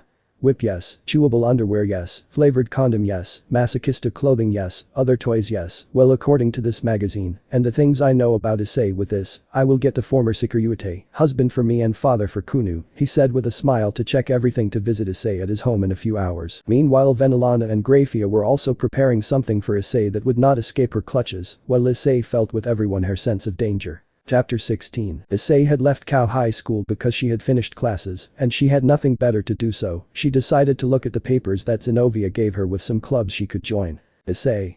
What does it say here? Kendo club no, tennis club no, occult club, really Asia. Volleyball club, not for obvious reasons, she said, annoyed, remembering when they hit her. While she was walking down the street she bumped into someone who was a girl with short red hair. Issei. I'm sorry, miss, he said, seeing the girl in front of him but noticing the familiar Office suddenly appeared and said with a smile. Office. Hello Issei, I present to you, or should I say, I show you Great Red in her human form, you could say, she said with a smile. Issei. Waity, she said shouting. Great network. Can you tell me Red, she said seriously and a little coldly. Issei. Okay, and why is Big Red a beautiful girl? He said seriously and a little confused. Office. I invited her to see the human world after convincing her to take human form, and by the way she will live with you in your new home, she said calmly. Issei. I understand that you live with me or visit me, but why do you invite another person without first notifying me? He said annoyed. Red. I'm sorry for the inconvenience, she said it would be and a little sad. Issei. I'm not saying this for you, but I have 2 MILFs at home right now, he said nervously. Office and Red. MILF. They said confused. Then Issei decided to take her to a cafe at 2 to explain to them what he was thinking at home, while Issei had an office coffee, and Red had a glass of ice cream, office strawberry and chocolate, while Red had a vanilla and cream, one that when he tried it, his eyes lit up a little from the taste. After finishing explaining to them and her ice cream, Office said. Office. Yes, I understand, Ria's mother and her sister-in-law, plus Asia Argento's friend, Aika, live under your roof, but you haven't done anything. She said it would be. Issei. Well yes, he said a little nervous. Office. My goodness, this is fun, she said with a smile. Issei. I don't think it's funny, he said seriously and angry. Office. For me yes, also don't worry, I can make the house bigger, and by the way, what club did you choose? She said with a smile. Issei. How do you know I'm looking for a club? He said confused. Office. I saw the flyers that you hid in your pocket when we met, and you had also told me that you would leave the occult club, she said calmly. Issei. True, but I still haven't decided which one to join exactly, he said seriously. Red took out a paper that was one that Issei was carrying and raised it to say. Red. How are you? He said it would be giving him a paper. Issei saw the paper and said. Issei. Music club. I didn't know you had a music club, he said confused. Office. Do you know how to sing? She said a little interested. Issei. Well, I sang in the shower, and I played some instruments with a music teacher in elementary school, who had some very cool instruments, he said nervously. Office. Buy a musical instrument and join that music club, she said it would be. Issei. Millimeters, yes, why not, I need practice a little, how about you accompany me to buy a guitar and I invite you to lunch, she said with a smile. Office and Red nodded, paid the bill and went to a music venue, but before that Issei decided to call Aika to tell Venelana and Grafia that he would make dinner and that he would bring some guests. Issei's house. Grafia and Venelana were waiting for Issei to ask him what he wanted them to cook for him. The women's plan was to figure out which woman is better as a wife. The reality of Grafia and Venelana was to use Issei as a consolation because they felt that they were not worthy as women, that they were not as beautiful as before. That is why they tried to sleep with Issei to dismantle at least Venelana at the beginning, their husbands who they can get any man at their feet, even one younger than them. Of course that was before, after knowing Issei's complete past, his traumas and their current relationship, she felt like complete idiots for trying to use another perverted man or not getting even, plus she felt a little attracted to Issei seeing his new image and attitude. That's why they decided to go seriously to show her what a real woman is, and not a girl. Just then the doorbell rings, Grafia and Venelana run to the door to rescue Issei, but she runs into the Yakai leader Yusaka. Venelana. Yusaka, what are you doing here? She said with a smile. Yusaka. Can I ask the same thing, former Grimory monarch, she said with a smile as she entered. Graphic. With all due respect, Yusaka-sama cannot enter someone else's house without permission, she said seriously. Yusaka. True, but the owner is not here, so I can enter until the owner kicks me out, she said calmly as she headed towards the living room. Just at that moment Aika had arrived giving her Issei's message. She also saw Yusaka, and they formally introduced themselves. After a few minutes Issei had arrived and saw Grafia, Venelana and Yusaka, who was watching a novel. When Yusaka saw him she felt his energy and knew it was Issei, so she hugged him against her breasts in the face, something that made Venelana angry.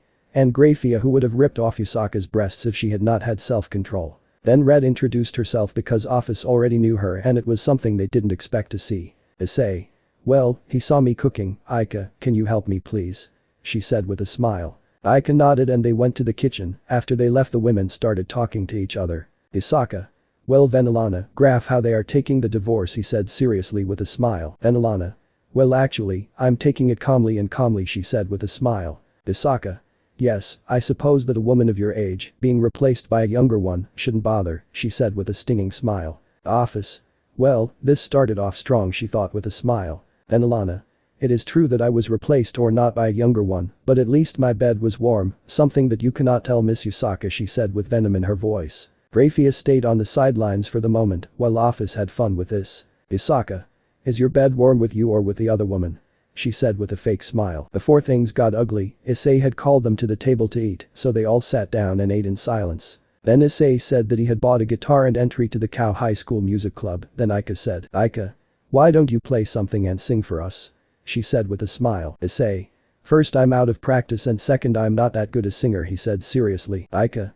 Try it, after all we only laugh at you if you are very bad," he said with a smile. Then Issei decided to sing a song that he had heard on the internet. After singing the song, the girls were impressed and congratulated Issei for how well he sang, something he blushed at and said. Issei. "Well, I'll take a bath and I'll go to sleep," he said to go upstairs. Then the women decided to play cards to see who slept with the chestnut in bed. While with Issei. While the girls were playing, Issei was taking a bath calmly until someone appeared, and it was Red, who was completely naked, who said, "Red. Hi Odo Issei, can we talk?" she said calmly. Chapter 17. Issei and Red were facing each other, but strangely Issei was not nervous or blushing, something strange for him, and then he said, "Issei. Great Red, what are you doing here?" he said a little nervous. "Red. You can call me Red, and like I said, I want to talk to you about something," he said calmly. Issei. "Oh okay," he said nervously. "Red. First turn around, I'll wash your back while we talk," she said. Issei decided to sit while Red soaked her back and shaved her, then he said, "Red. Hi Odo Issei, can you tell me your story?" she said it would be. Issei. "I thought you already knew my story," he said confused. "Red.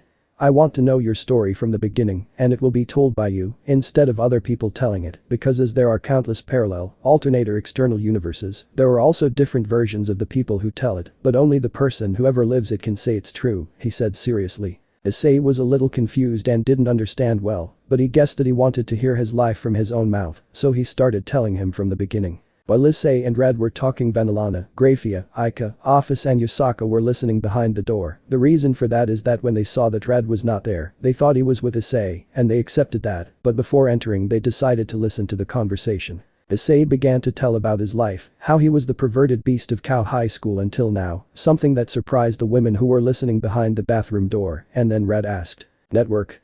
Hi Odo Issei, a question. What will you do now that you don't have the funding from the Gremory family?" he said it would be. Issei. "Easy, I'll just do it. If you had done it from the beginning, study enough to form my car company," he said looking at Red. Red was confused. Issei. "In addition to breasts, I have always liked cars, motorcycles and mecha. Of course I am not going to build a mecha or something like that, but I have always liked vehicles, so I was thinking of studying that for the future," he said seriously. Red. "I see," he said it would be. Issei. "Of course it was difficult since no one believed that a loser who only thought about breasts could form a company out of nothing, and I don't blame them after all. Someone like me would succeed after all," he said a little depressed. The women who were listening behind the door were going to enter, but Issei said, "Issei. But I did something I never thought I would do. I defeated almost invincible enemies. I defeated the beast of the apocalypse and died a few times, but I'm still here, so university and studies are not that much of a problem, I just have to try harder, that's all," he said with a smile. When Issei smiled, he felt his heart speed up a little, and he didn't understand why. After saying that, Issei had gotten up to pour water over the shower and leave the bathroom with a towel around his waist. When he came out, there were Venelana, Grafia, Ika, Office and Yusaka, who were seeing Issei's well-working body, which made them blush, he said. "Issei. What are you doing here?" he said surprised. Ika. "We were all going to take a bath together, that's all," she said seriously. Issei. "Well, before I forgot, Yusaka is very dangerous to return, so he can stay in my room tonight," he said calmly. Ika, Venelana and Grafia were about to say something, but Issei said, "Issei. I'll sleep on the couch tonight," he said seriously. Graphic. "Wait, why are you asleep on the couch?" he said it would be. Issei. "Why is there no more room for the moment, so Venelana and you Grafia will sleep together, Ika with Office and Yusaka with Red, until I can make the house bigger, that's all," he said seriously to go to his room to change. Meanwhile with Rias and the other girls. Rias was with Keno explaining to her what had happened with Issei a few days ago, and that he had to get him back. The Keno. "Rias, I don't think your mother sleeps with Issei or Issei sleeps with her, I mean, she would have done it with one of us if she wanted to," he said with a smile. Rias. "Keno, you know that I made the changing room, and it's not the same as before," he said seriously. Keno. "I know it changed a little, but it's always what I love." Rias. "Don't get jealous, well, I'm going to my room," she said to leave. Rias. "Well, good night," she said with a smile. Rias. "Issei, I know that I may push you away a little, but not now, I will bring you closer to me, and if it means it is against my mother, so be it," I thought. Well with the Keno had entered his room, he had undressed and opened a small closet where he had a doll of Issei and photos of the two of them together, so he said to his doll. Keno. Issei, you wouldn't be unfaithful to me, right? Otherwise, I would have to give you a very severe punishment, he said while smiling with an evil smile and squeezing Issei's doll tightly. While that was happening, Asia, Zenobia and Irina were making a plan to win back Issei. Asia. Well, the plan is ready, any doubt he said it would be. Zenobia. No, for my part, she said calmly. Shido. I have no doubts either, she said it would be. Asia. Well, the plan to take her virginity and have her return with us will begin tomorrow, she said, it would be. Shido.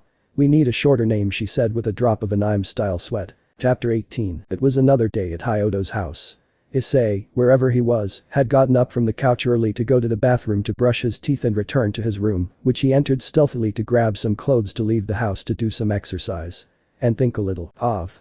Issei. How crazy, first my harem abandons me, and now I have all older women, the most beautiful MILF in the world chasing me. At this moment I should be happy, but I'm not because in part how much of this is real. Isay, Rias and the others said that he would love me forever and ended up abandoning me for other boys, and now the mother and sister-in-law of one of my ex-Rias, to be exact, are in my house, living with me, trying to sleep with me. I think anyone's dream, but I'm tired of being the idiot in the story or the consolation prize for women, plus I'm not sure if I'll start a relationship even with the problems I have. One of them is to remove these pawn pieces from my body that Sirzechs or Rias will not remove, and obviously Ajuka Beelzebub will not remove them without Sirzechs not giving him permission. That leaves me with an option that may kill me. The second is what to do now from now on. I already have a future, but I don't think the Mayu want to sit still while the former Sekiryuite leads the alliance, plus I don't think Sirzechs would like that I might sleep with his wife and mother yet.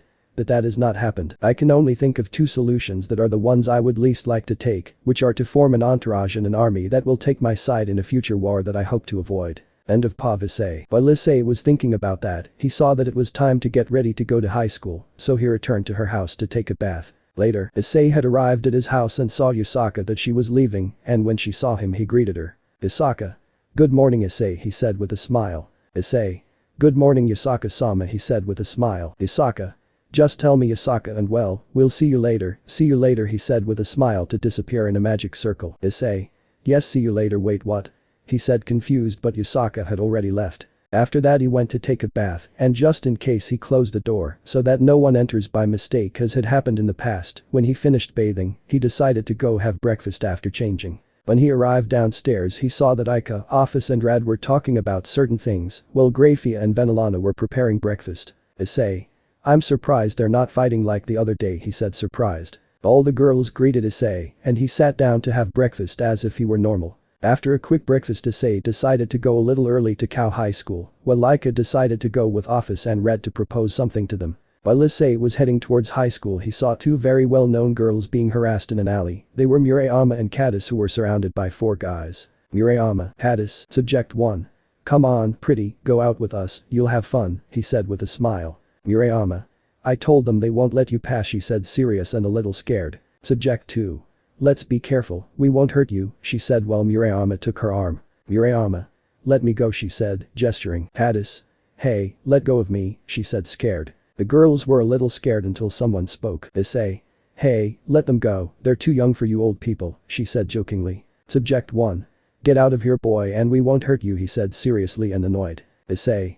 Try it, idiots, he said, putting himself on guard. Subject 3 and 4 went to hit Issei, but he knocked them out with one blow each. Issei. Shit, lucky I gave them a soft blow, otherwise I would have killed them, he thought seriously. Subject 1. Come on, go get him, he said to Subject 2. Subject 2.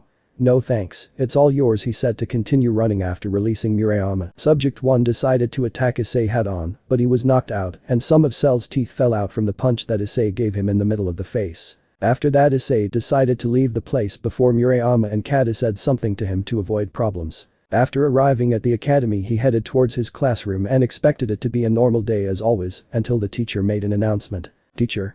I heard you have a new classmate, come in and introduce yourself. My name is Hyodo Red, and I am Hyodo Issei's fiance, he said it would be. Everyone in the room gasped in surprise. Issei.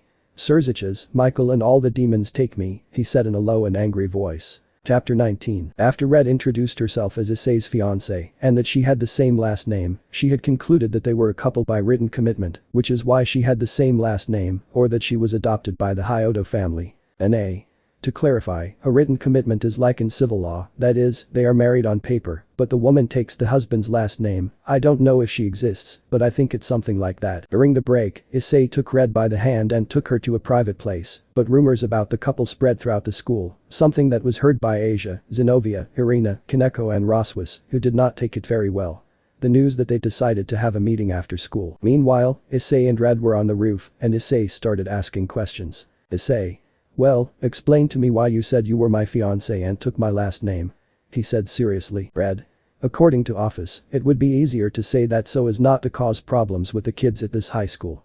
Besides, I don't have a last name, so yours would be the most convenient, she said calmly. Issei was upset, but in part the logic that Red said was right. Red is technically a dragon god, but she has the body of an almost perfect woman you could say, and that would cause a lot of problems with the boys trying to flirt with her, and it is also true that they do not. She has a last name, but she just had to use hers. It's annoying because if she had said she was a cousin or relatives it would be easier, but she told everyone in the class that surely everyone knows that she now has a relationship or commitment to Red. Before Issei could say anything, two girls appeared. They were Caddis and Murayama, who had appeared to talk to Issei. Murayama. Here you were, she said it would be. Issei. What do you want now? He said annoyed. Caddis. We're here to talk, she said calmly. Issei. It's okay, I listened to you, he said calmly. Murayama. You see, we have some questions, she said it would be. Issei. Let me guess, it's because of my change in appearance or my attitude or also because I have so many pretty girls behind me, she said with pride. Murayama. Actually yes, she said it would be. Caddis. Apparently we are the only ones who noticed your change in appearance or change in personality, she said it would also be. Issei just sighed and said. Issei. Okay, I'll tell you, but after finishing classes, okay, he said seriously. The two girls nodded and left. Then classes were normal until dismissal time where Issei and Red headed to the high school roof where Caddis and Murayama were. Issei. So you were waiting, said Sirio. Murayama. Yes, and let's have answers, she said it would be. Issei.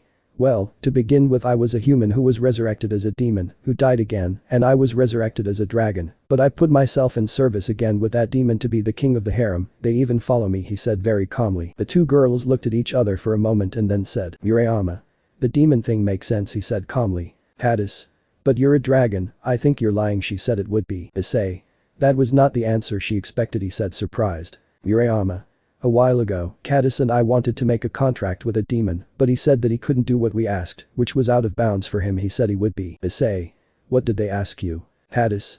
That doesn't matter to you, and if you're a dragon, why don't you get dragon wings or something like that, she said mockingly. Then Issei took off his jacket and shirt, showing his physique that made the two girls blush, but before he could say anything he took out two dragon wings from his back. Caddis and Murayama were shocked and fainted. Then Red said. Red. Pervert said calmly. Issei looked at her with a what the hell look and decided to take Caddis and Murayama home. While in the occult club, there were the girls from the occult club, or the girls who are interested in getting back with Issei, which were Asia, Zenobia, Irina, Roswas and Keko. Asia. Well, I guess you know why we are here, right, she said. Roswas. I'm just here because we have the same goal, she said seriously. They all attended, it was for the same reason. Asia. That's it for getting Issei back and getting him out of that bitch, she said angrily. All the girls had formed an alliance, but it was temporary because when that problem was solved, they would fight to be number one in Issei's heart. Chapter 20. Issei was heading towards a supermarket after he left school. The reason. After Caddis and Murayama fainted when they saw Issei's wings, Issei was going to take them home, but Kiryu appeared and told him that it would be better to take them to the infirmary because it would be more complicated and he could misinterpret things. Issei listened to him, but the one who took them was Kiryu and Red, so there would be no problems while he was shopping for dinner and while he was thinking about something very important to him. Issei. I have to talk to Ijuka to see if he takes my pawn pieces from me, and if he doesn't I will have to do that, even though I might die trying, but what choice do I have, I thought while I finished shopping. After leaving the supermarket, Issei decided to go through the square to relax a little before arriving at his house, but he would meet someone unexpected. Hello Issei, he said with a smile. Issei. Akeno. He said surprised. Akeno had a detective jacket that covered everything, and she had a somewhat perverted look on her face. Issei. What do you want, Akeno? He said coldly. Akeno. Why is Issei-kun so cold? He said with a blushing smile. Issei. First of all, thank you for calling you by your name. Secondly, I don't have time to talk to you. I have things to do, so be quick. He said seriously. Akeno.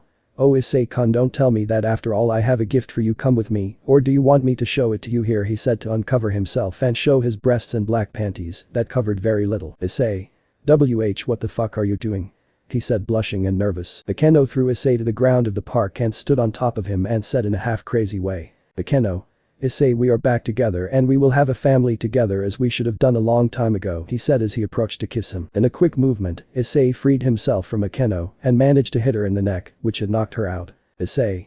Damn, luckily there was no one else. This would have been very uncomfortable and difficult to explain, he said seriously and tired. Office. True, it would have been something very complicated, he said with a smile. Issei. Office, what are you doing here? He said seriously and surprised. Office. I was bored and I went out for a walk, then I saw what was happening and decided to look, he said with a smile. Issei. I think you're doing it on purpose, but it doesn't matter, can you take Keko to his room, please? He said seriously. Office. Okay, but I'll tell you that this favor has a price, he said with a smile. Issei. What price? He said seriously. Office. I want a strawberry cake and apple cider, he said with a smile. Issei. TKS, it's okay, he said annoyed. After that, Office took Keko with a magic circle to his room, while Issei went back to buy the things that Keko blamed for dropping most of them. After buying the things to cook again, I had arrived at his house so I could cook or rest, but an explosion had been heard. Issei. Now what? He said seriously. When he entered his house he saw that everything was destroyed, or at least most of it, and he heard Yusaka, Venelana and Grafia shouting. Venelana. Kill her quickly, she'll escape, she said scared. Yusaka. I have it, she said to launch an attack. Graphic. Offly, she said screaming, making the three women run. Venelana, Grafia and Yusaka tried to kill a cockroach by destroying the passageway, but the cockroach was much more skilled at thinking. When the cockroach stepped on the floor, Issei had stepped on it like this, ending the terror of the three women who were going to thank him, but he was not in the mood. After deconstruction of the place and dinner, Issei decided to take a bath to relax, but first she gave the cake and apple cider to Office, which she shared with all the women in the house. So there was Office, Red, Yusaka, Venelana, Grafia and Aika drinking and chatting a little until Aika asked a question. Aika. Which of you wants to fuck Issei? She said it would be, and a smile. The three older women were shocked, but Office and Red said. Office and Red. We want to make the delicious thing with Issei, they said in unison. Venelana. You have no gender, why do you want to have sex with Issei? She said annoyed. Office. Why not? I mean, I've been thousands of years without having a friend or boyfriend or anything like that until I met him, so maybe I should try it once, she said calmly. Red. I say almost the same thing, she said without much emotion. Aika. Who knew that you would admit it so quickly, she said with a smile. Office. Hick, I'm just saying I think hick, she said drunk. Graphic. They are hick drunk, she said also drunk. While the women were having fun, Issei was thinking about what happened today and the feelings she still has for Keko, that maybe he should move on with her life, but that will be decided tomorrow, according to Ajuka Beelzebub's response. Chapter 21. Issei had gotten up early and luckily the women who lived with him had gotten so drunk that he had fallen unconscious in the living room. After sticking a note on Grafia's forehead, Issei went to Ajuka so he could remove the pawn pieces from his body once and for all. Underworld Beelzebub Castle. Issei had arrived at Beelzebub Castle and was attended by a very beautiful woman who thought she was a maid. Lilia Greard. Lilia, welcome Mr. Hyodo, she said politely. Issei. Do we know each other? He said confused. Lilia. Everyone in the underworld and beyond met the hero of the fractions, the Sikuryuite Hyodo Issei, or for Samapai Dragon, she said seriously. Issei. I see I shit on my life with that name, damn lucky program they cancelled it, he said and thought. Lilia. Surely he is coming to look for Master Ajuka Beelzebub, isn't that true? He said it would be. Issei. That's right, can you take me to him? He said seriously. Lilia only attended and decided to take Issei with Ajuka, who was in his office waiting for him. Ajuka. I was waiting for you, Issei, she said with a smile. Issei. Did you know he was coming?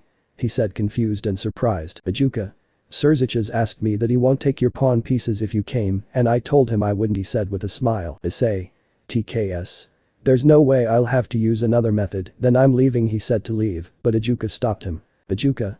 I said that I would not take your pawn pieces, however if you take them away and replace them with your pawn pieces, then I would not be breaking my promise, he said with a smile. Issei. What do you mean? He said seriously. Ajuka.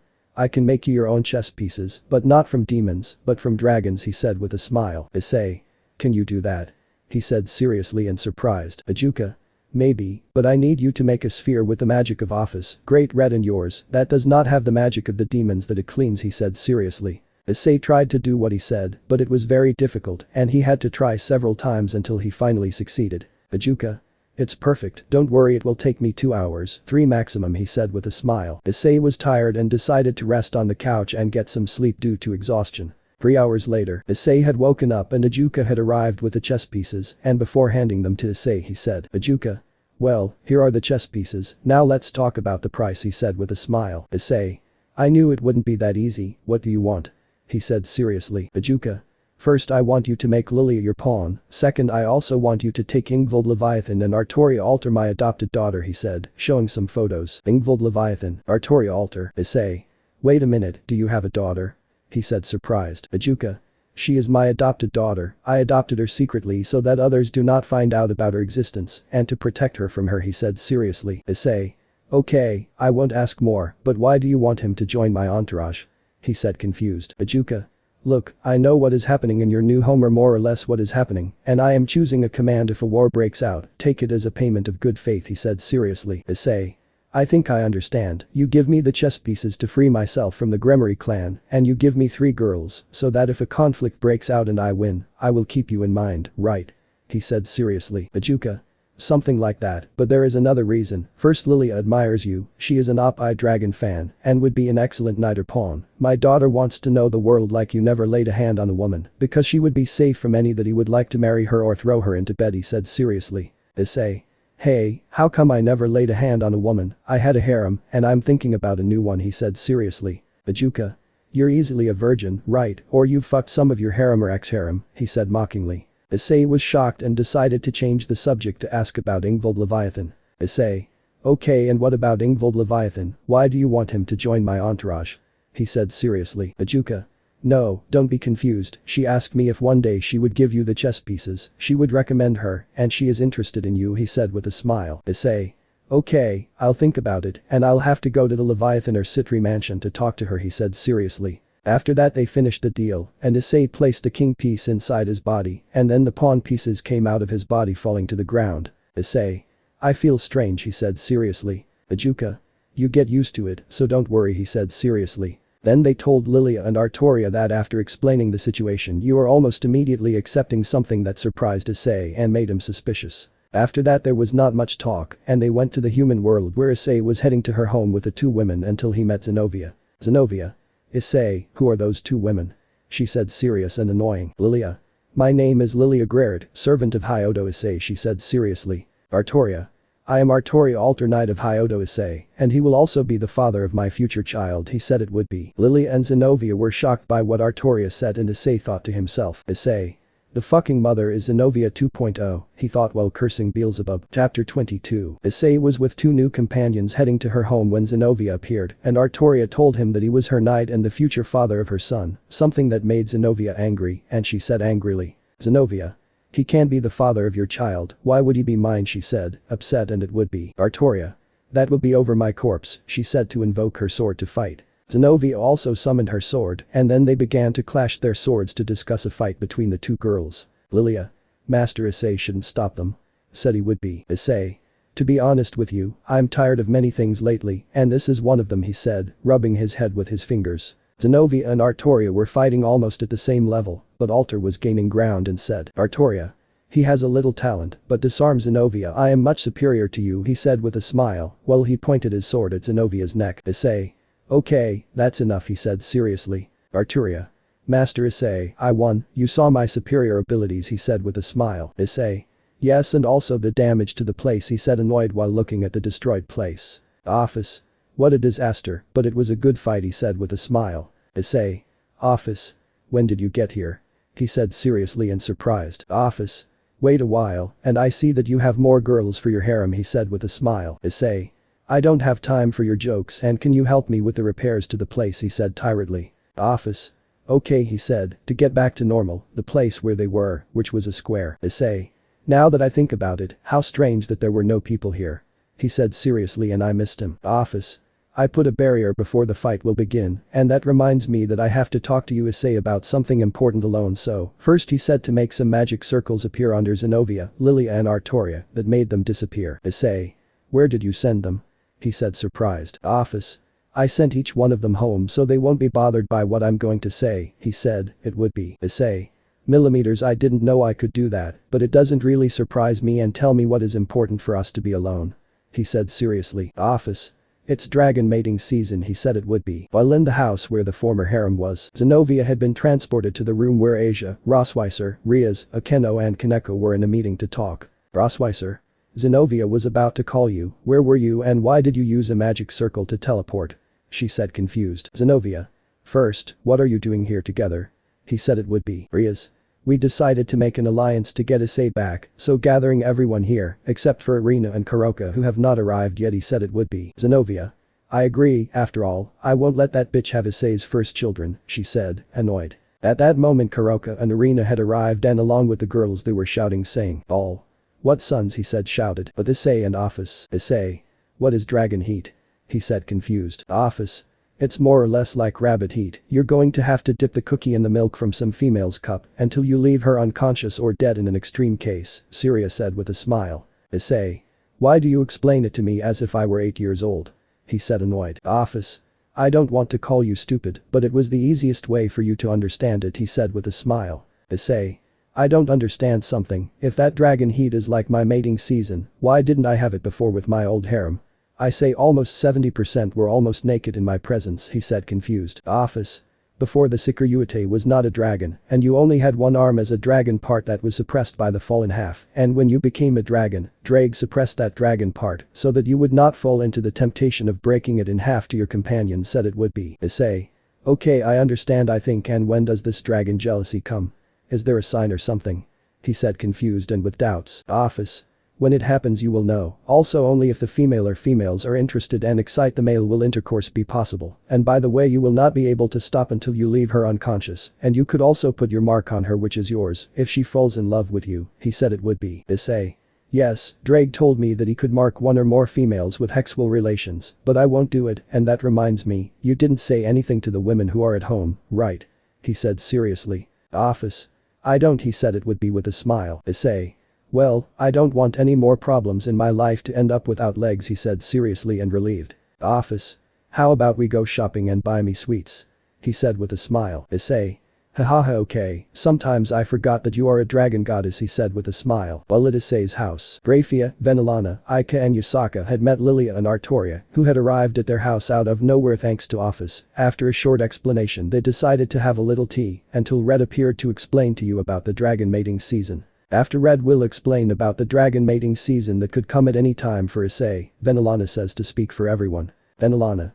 Thank you for telling us this information and spoke for everyone that we will not do something to bring young Issei to our bed, she said it would be. After saying that they all nodded but at the same time they thought to themselves. All the women except Red, I leave it dry, thought with many other ideas. Chapter 23. Office, after talking with Issei, headed towards Issei's house, her old house, and on the way she met Sona Citri and Tsubaki Shinra, who were going to visit Rias for some personal matters, something that made Office smile internally.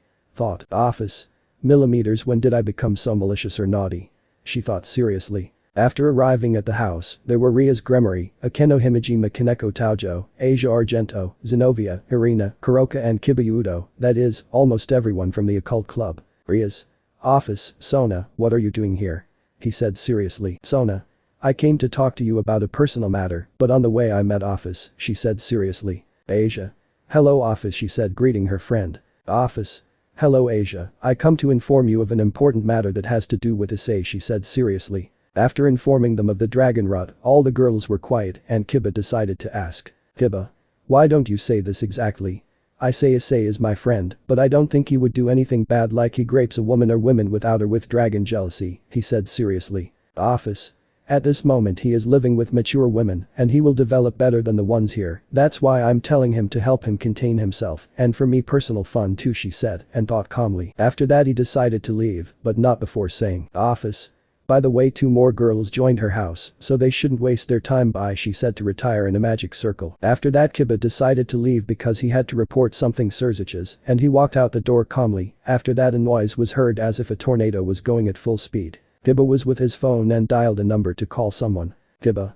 Gasper, I need your help, he said seriously. Well, with Issei. Issei was shopping for dinner that night until he felt the presence of someone or rather something, so he finished his shopping to head towards an alley where he saw a 5-year-old girl being manipulated by a horrible creature. Issei was about to attack him until time stopped and a large number of swords fell, killing the creature and the girl who was also a creature that was a decoy, then time returned to normal, making the creatures disappear. Kiba. I'm sorry for taking away your fight Issei, but obviously you fell into his trap he said with a smile. Issei. I knew it was your Kiba and Gasper, but who else could it be? He said with a smile. Kiba. I would like to tell you that it is a coincidence, but there is no time for that, I have to give you some important news he said seriously. After that they went to a park where the three of them sat talking first about what Office said to Rias and the others. Issei. She slaps me, I'm going to punish her so hard he said, but was interrupted. Kiba. I understand your point and I agree with Office that she told the girls about Dragon Heat he said seriously. Issei. Which side are you on? He said annoyed. Kiba. Issei, will you fight against the biblical fractions? That is, will you fight Sirzechs? He said seriously. Issei. Lately everyone asks me that and I want to know why. He said annoyed and serious. Kiba. Sai in the mission I did I found information about the Council of Elders of the Underworld and the leaders who were conspiring against you, to eliminate you he said seriously. Issei was shocked and Kiba said seriously. Kiba. Apparently they consider you a future threat if you turned evil, or if you gave up being the pillar of the factions, after all your destruction of Rizavam and the Trihexa. Also I'm not sure if it was all the leaders or just Sirzechs, because the handwriting and signature were his he said seriously. Issei. First I didn't do it alone, but if it were for you, Gasper, Vali, Saji and the others, otherwise I would have been just a crushed piece of meat. It was thanks to you that I got the opportunity to defeat that idiot, and the Trihexa was locked up not destroyed, or so I think he said with a smile. Kiba. Ha, I see anyway you must be careful and I will be on your side, also be careful who you trust he said to get up and leave. Issei. I will keep it in mind my friend he said seriously to also go home. Issei.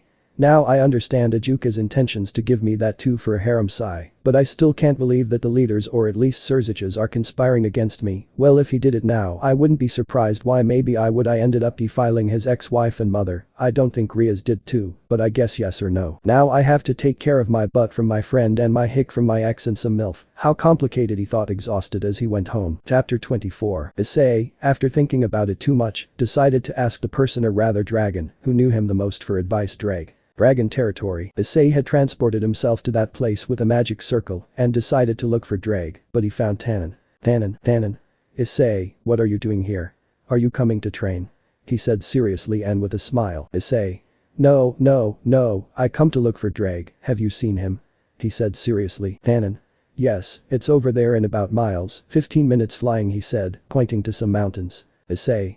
I see, thank you he said seriously. After flying for about 15 minutes Issei found Ddraig who was resting until he felt Issei's presence. Ddraig. Mate, how long and tell me what is the reason for your visit? He said with a smile. Issei. Yes, well I have a problem and I need advice he said seriously. Ddraig. Many women to buy. A fight against a strong enemy. High school problems. He said seriously as he sat down. Issei.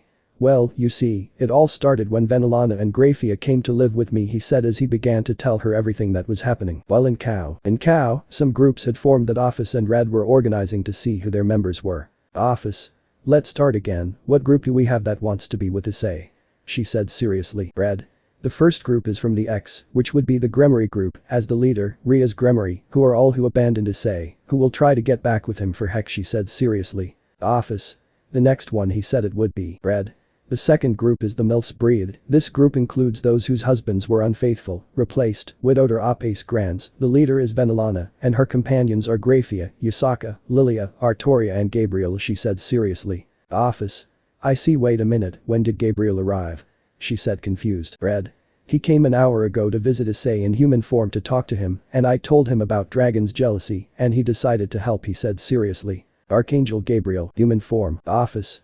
Okay, I understand, let's continue she said seriously. Red.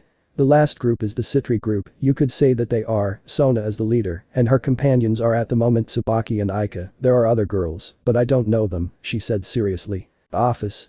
So that's the last group she said with a smile. Red. Supposedly, without counting us she said seriously. Office. What does that mean? She said seriously. Red remained silent and decided to leave silently in a magic circle, leaving Office a little confused, and here she decided to look for a chocolate that she had saved. While with Issei. Issei was finishing telling what was happening to Ddraig who was listening in silence until he finally finished. Issei. In conclusion, I have many hot women who are exes of people I know, my ex who wants to come back, a plot against me, and many people want me to get carried away by dragon jealousy, that's why I ask you Ddraig, what advice would you give me? He said seriously and sad. Ddraig remained silent and said seriously and worried. Ddraig. Oh my god, Issei, what the hell happened to you? he said seriously and confused. Issei. What, he said surprised. Ddraig. Mate, you were a pervert who couldn't stop looking at the breasts of every woman you met, and your dream was to suck the Redeed's breasts, something stupid but sincere, but now you have become a queer princess, he said seriously. Issei. But I don't know what to do, he said sadly. Ddraig. What's happening to you is that so many women abandoned you that you don't want to feel that back, that you decided to change so much that you became something you're not, that you forgot your identity and your value to act, he said seriously. Issei, after hearing that, felt like lightning had fallen from the sky, which made him realize, and he said seriously and determined. Issei. You're right, I say it's true that I was perverted, but I decided to change, but I can't change my identity for another person because I got hurt. Also, I'm not a prince who will stay still while they make a plot against him behind his back. I'll fight to the end for me. And I dream of being the king of the harem, he said determinedly. Ddraig. I'm glad to hear that, and by the way, friends, if I told you that I would turn you into a god, more specifically the god of dragons, what would you say? He said seriously. Issei. I would be very interested, he said seriously. Ddraig. Then come with me, he said, and I flew off to an unknown place. After flying for a while, Ddraig and Issei had arrived at a cave where Ddraig entered, and Issei followed him where there was the entrance to a portal that Ddraig had entered. Issei, with doubts, but determined, decided to enter as well, and had arrived at a place that seemed completely empty and white. Issei. What is this place? He said confused. Ddraig. We found it a while ago, apparently it's a type of room where time passes differently, he said seriously. Issei. Did they find her? He said confused. Ddraig. Well, he is fighting against a white. We found this place and also a prophecy with ritual, he said seriously. Issei. What prophecy? He said seriously. Ddraig. A human with the flesh of great red, the power of office, the dragon of infinity, who will defeat the apocalypse, will be the god among the dragons, and will bring a time where the dragons are the rulers. In other words, partner, you are the one chosen to be the new dragon god, he said seriously. Issei was in shock until suddenly 4 dragons appeared, recognizing one. Issei. Albion, what are you doing here? And who are they? He said seeing that these had appeared. Albion. These dragons are Tiamat, Bahamut the dragon of the end, and Heron the dragon of life, he said seriously. Tiamat, Bahamut, Heron. Issei was surprised and asked seriously. Issei. Why are the dragons of the end and of life here, he said seriously and a little confused. Ddraig. Partner, as I said before, you are the one chosen to be the new dragon god. When you entered through the portal it was a fact. If I had not done so, it would mean that you were not, but you are, so you say, partner, are you willing to become a god? And that includes fighting against all the current leaders if you accept, he said seriously. Issei thought about it for a moment and said. Issei. In the past I would have denied it, but seeing that they are trying to conspire against me, after everything I have done, it made me remember a phrase that said, die being a hero or live long enough to become a villain, he said seriously and sad. After that he accepted, and they began the ritual, which was first to form a special magic circle made of the blood of the 5 dragons, second to bathe in the blood of 5 dragons, with the power to kill a god, and finally the 5 dragons must give almost all its power to the bear, so that he can fuse it and have the power of a dragon god, but the bearer has to hold on and control it for 15 minutes. Something that Issei did with a lot of effort. Issei. I feel strange, he said stunned. Albion.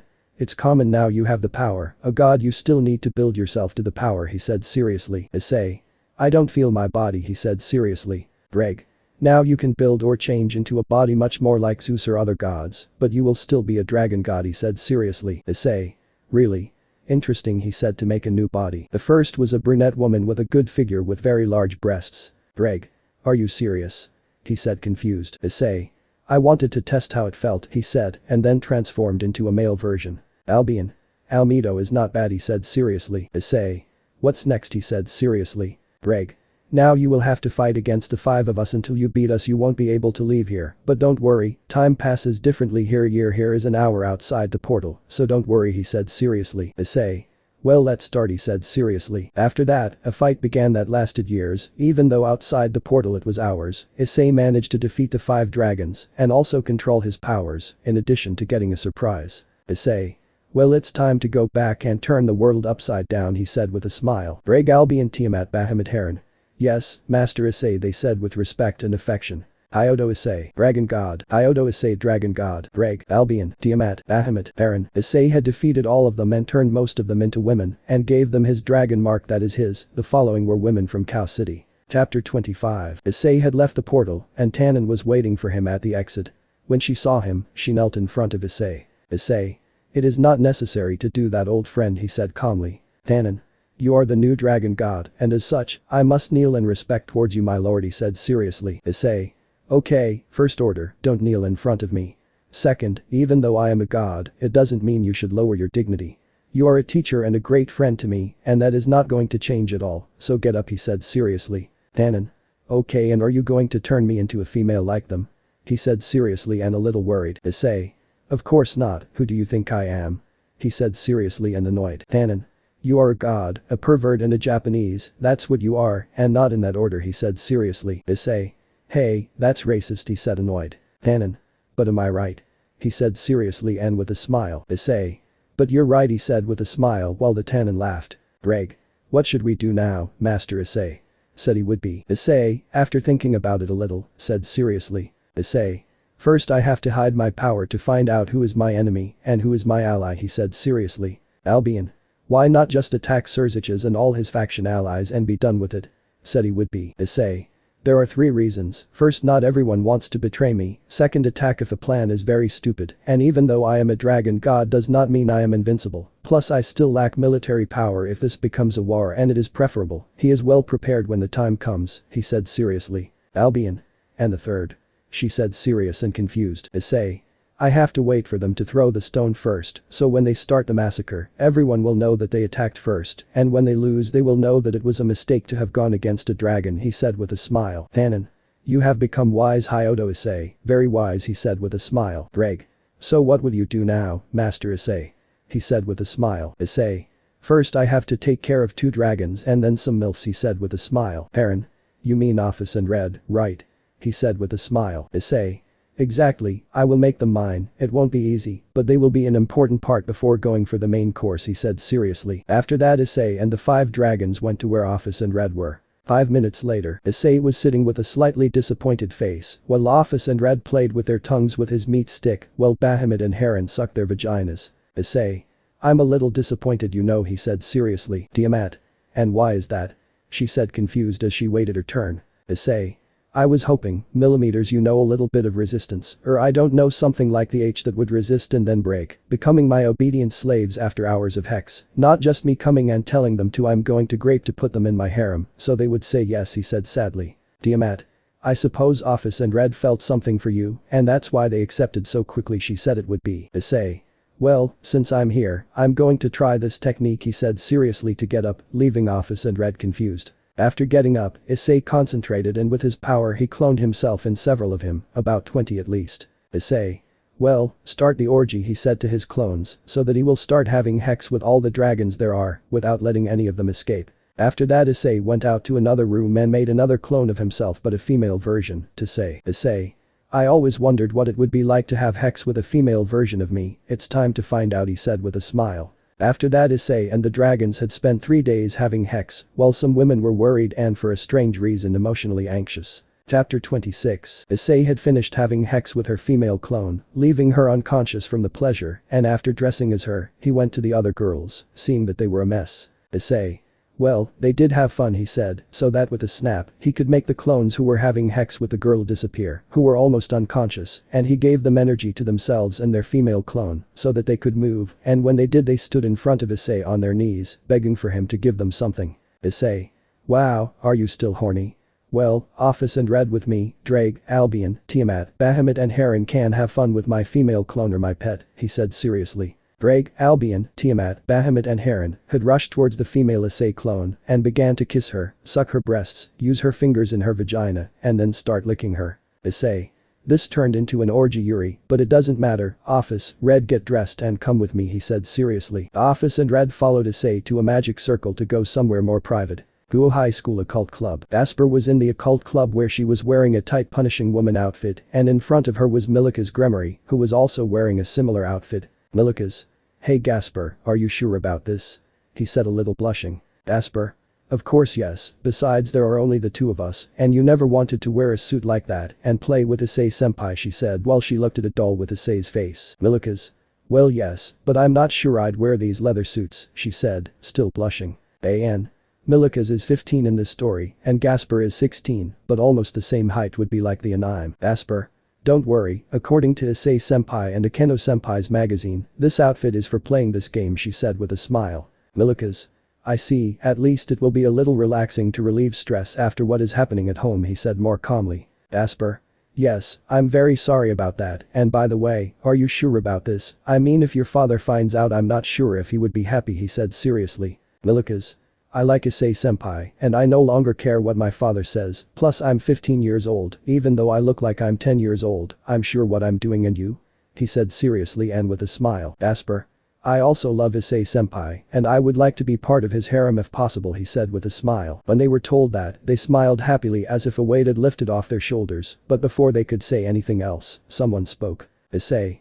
That's what I wanted to hear, he said with a smile while Office and Red were behind him. Asper and Milikas were shocked and embarrassed, they wanted to say something, but they couldn't say anything, and at the same time their bodies were hot from the person who was in front of them. Issei. Well, now I will fulfill your wish, it will be from my harem and pets in passing, he said as he walked towards them, and they trembled with fear. 2 hours later, Issei was sitting at Ria's desk in the occult club while he was listening to what happened to Office. Issei.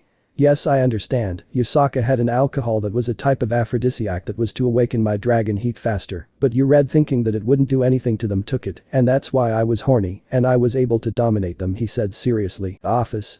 You could say yes, and also your dominant aura that allows you to release some pheromones that make the person interested in you enter a state of heat and be able to put your mark on them, as long as they are weaker than you, like that brats, he said, looking at Gasper and Milikas, who were licking his member while he had a dog collar around his neck. Issei looked at Milikas as he had put his member in his mouth and began to move his head, and after a few minutes Issei took hold of Milikas' head so that he could put his head all the way in and release everything. Something Milikas made him swallow everything while he had in his eyes hearts in the pupils, and Gasper kissed him to have a little of Issei's seed. Issei.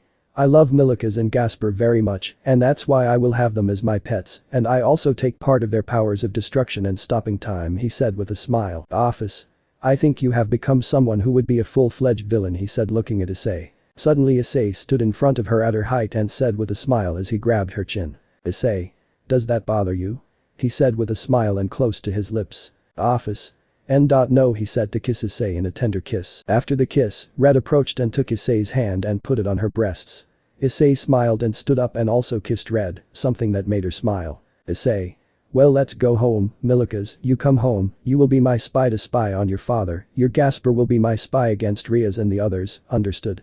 She said to put her clothes on him so that they would disappear. After that Issei went out to look for his target, the MILF from her house, who will soon be his greatest allies. Clarifications. 2. Hello everyone again, I'm doing this to clarify certain things why I'm having a bit of a hard time not to say eggs, so let's get started. Chapter 23. Here Issei is realizing that they are betraying him or that they are going to betray him, so in chapter 24, he is going to talk to Ddraig and ask him how to control Dragon's heat. Chapter 24. Here I think I don't have to clarify much, just 2 things. The years that Issei was in there he trained and realized some important things that Sirzechs always looked at him with a smile and always considered him a friend, but also that he had a strange obsession with Rias as an older brother and always interrupted when he could while these were alone, as if he were jealous. I want to clarify that this is from this story and not from the novel. And the second thing, Dragon Zeal controlled him thanks to the fact that he was training in that dimension, and when he defeated the dragons he killed them and revived them, turning them into women for his amusement. He can also release some spores that make the females go into heat. Chapter 26. And before you ask me I say 26 why on the 25th I don't have anything to clarify I guess. Issei is no longer the same since the previous chapters, he made a decision to be a villain, but read chapter 25 so that they understand it. Now let's start. In this chapter 26, Issei decided to take the power to stop Gasper's time and make him his pet, and before they tell me that Issei already had the power to stop Gasper's time, well, not exactly. When Issei had the sacred Jeet he had those abilities, but when he took it from him he lost them, and to get Gasper's power again and stronger, he has to have him as his slave and the same with Milikas. Now what everyone came up with is why the fuck is Milikas gay, and Issei hit him hard. Just because. Now seriously, in a H that I saw where I was looking for ideas I saw one where an Issei from another dimension killed an Issei and took his place and fucked almost all of them, one of these was Milikas. Unfortunately it did not turn out as I thought, and I also want to clarify that Issei sees him as his pet, also that Milikas is 15 years old in this story, and that he is a closet gay, his father does not know it, and neither that this love of Issei was more of admiration, but after a brainwashed and a bit of hypnosis became Issei's pet. Issei also took power from her, and before you ask me why I don't take it from Rias, it's because I still haven't forgiven her, and I have plans for her and a little revenge. Finally, just to summarize, the Milikas thing didn't go well, it could have gone better, but hey, Issei will be a villain. That's all we see, bye bye. Let me know in the comments below if you guys want the next part. Also check out my other video that has been shown and left. Thank you for watching. If you enjoyed this video please like and share this video. And have a fantastic day. Bye.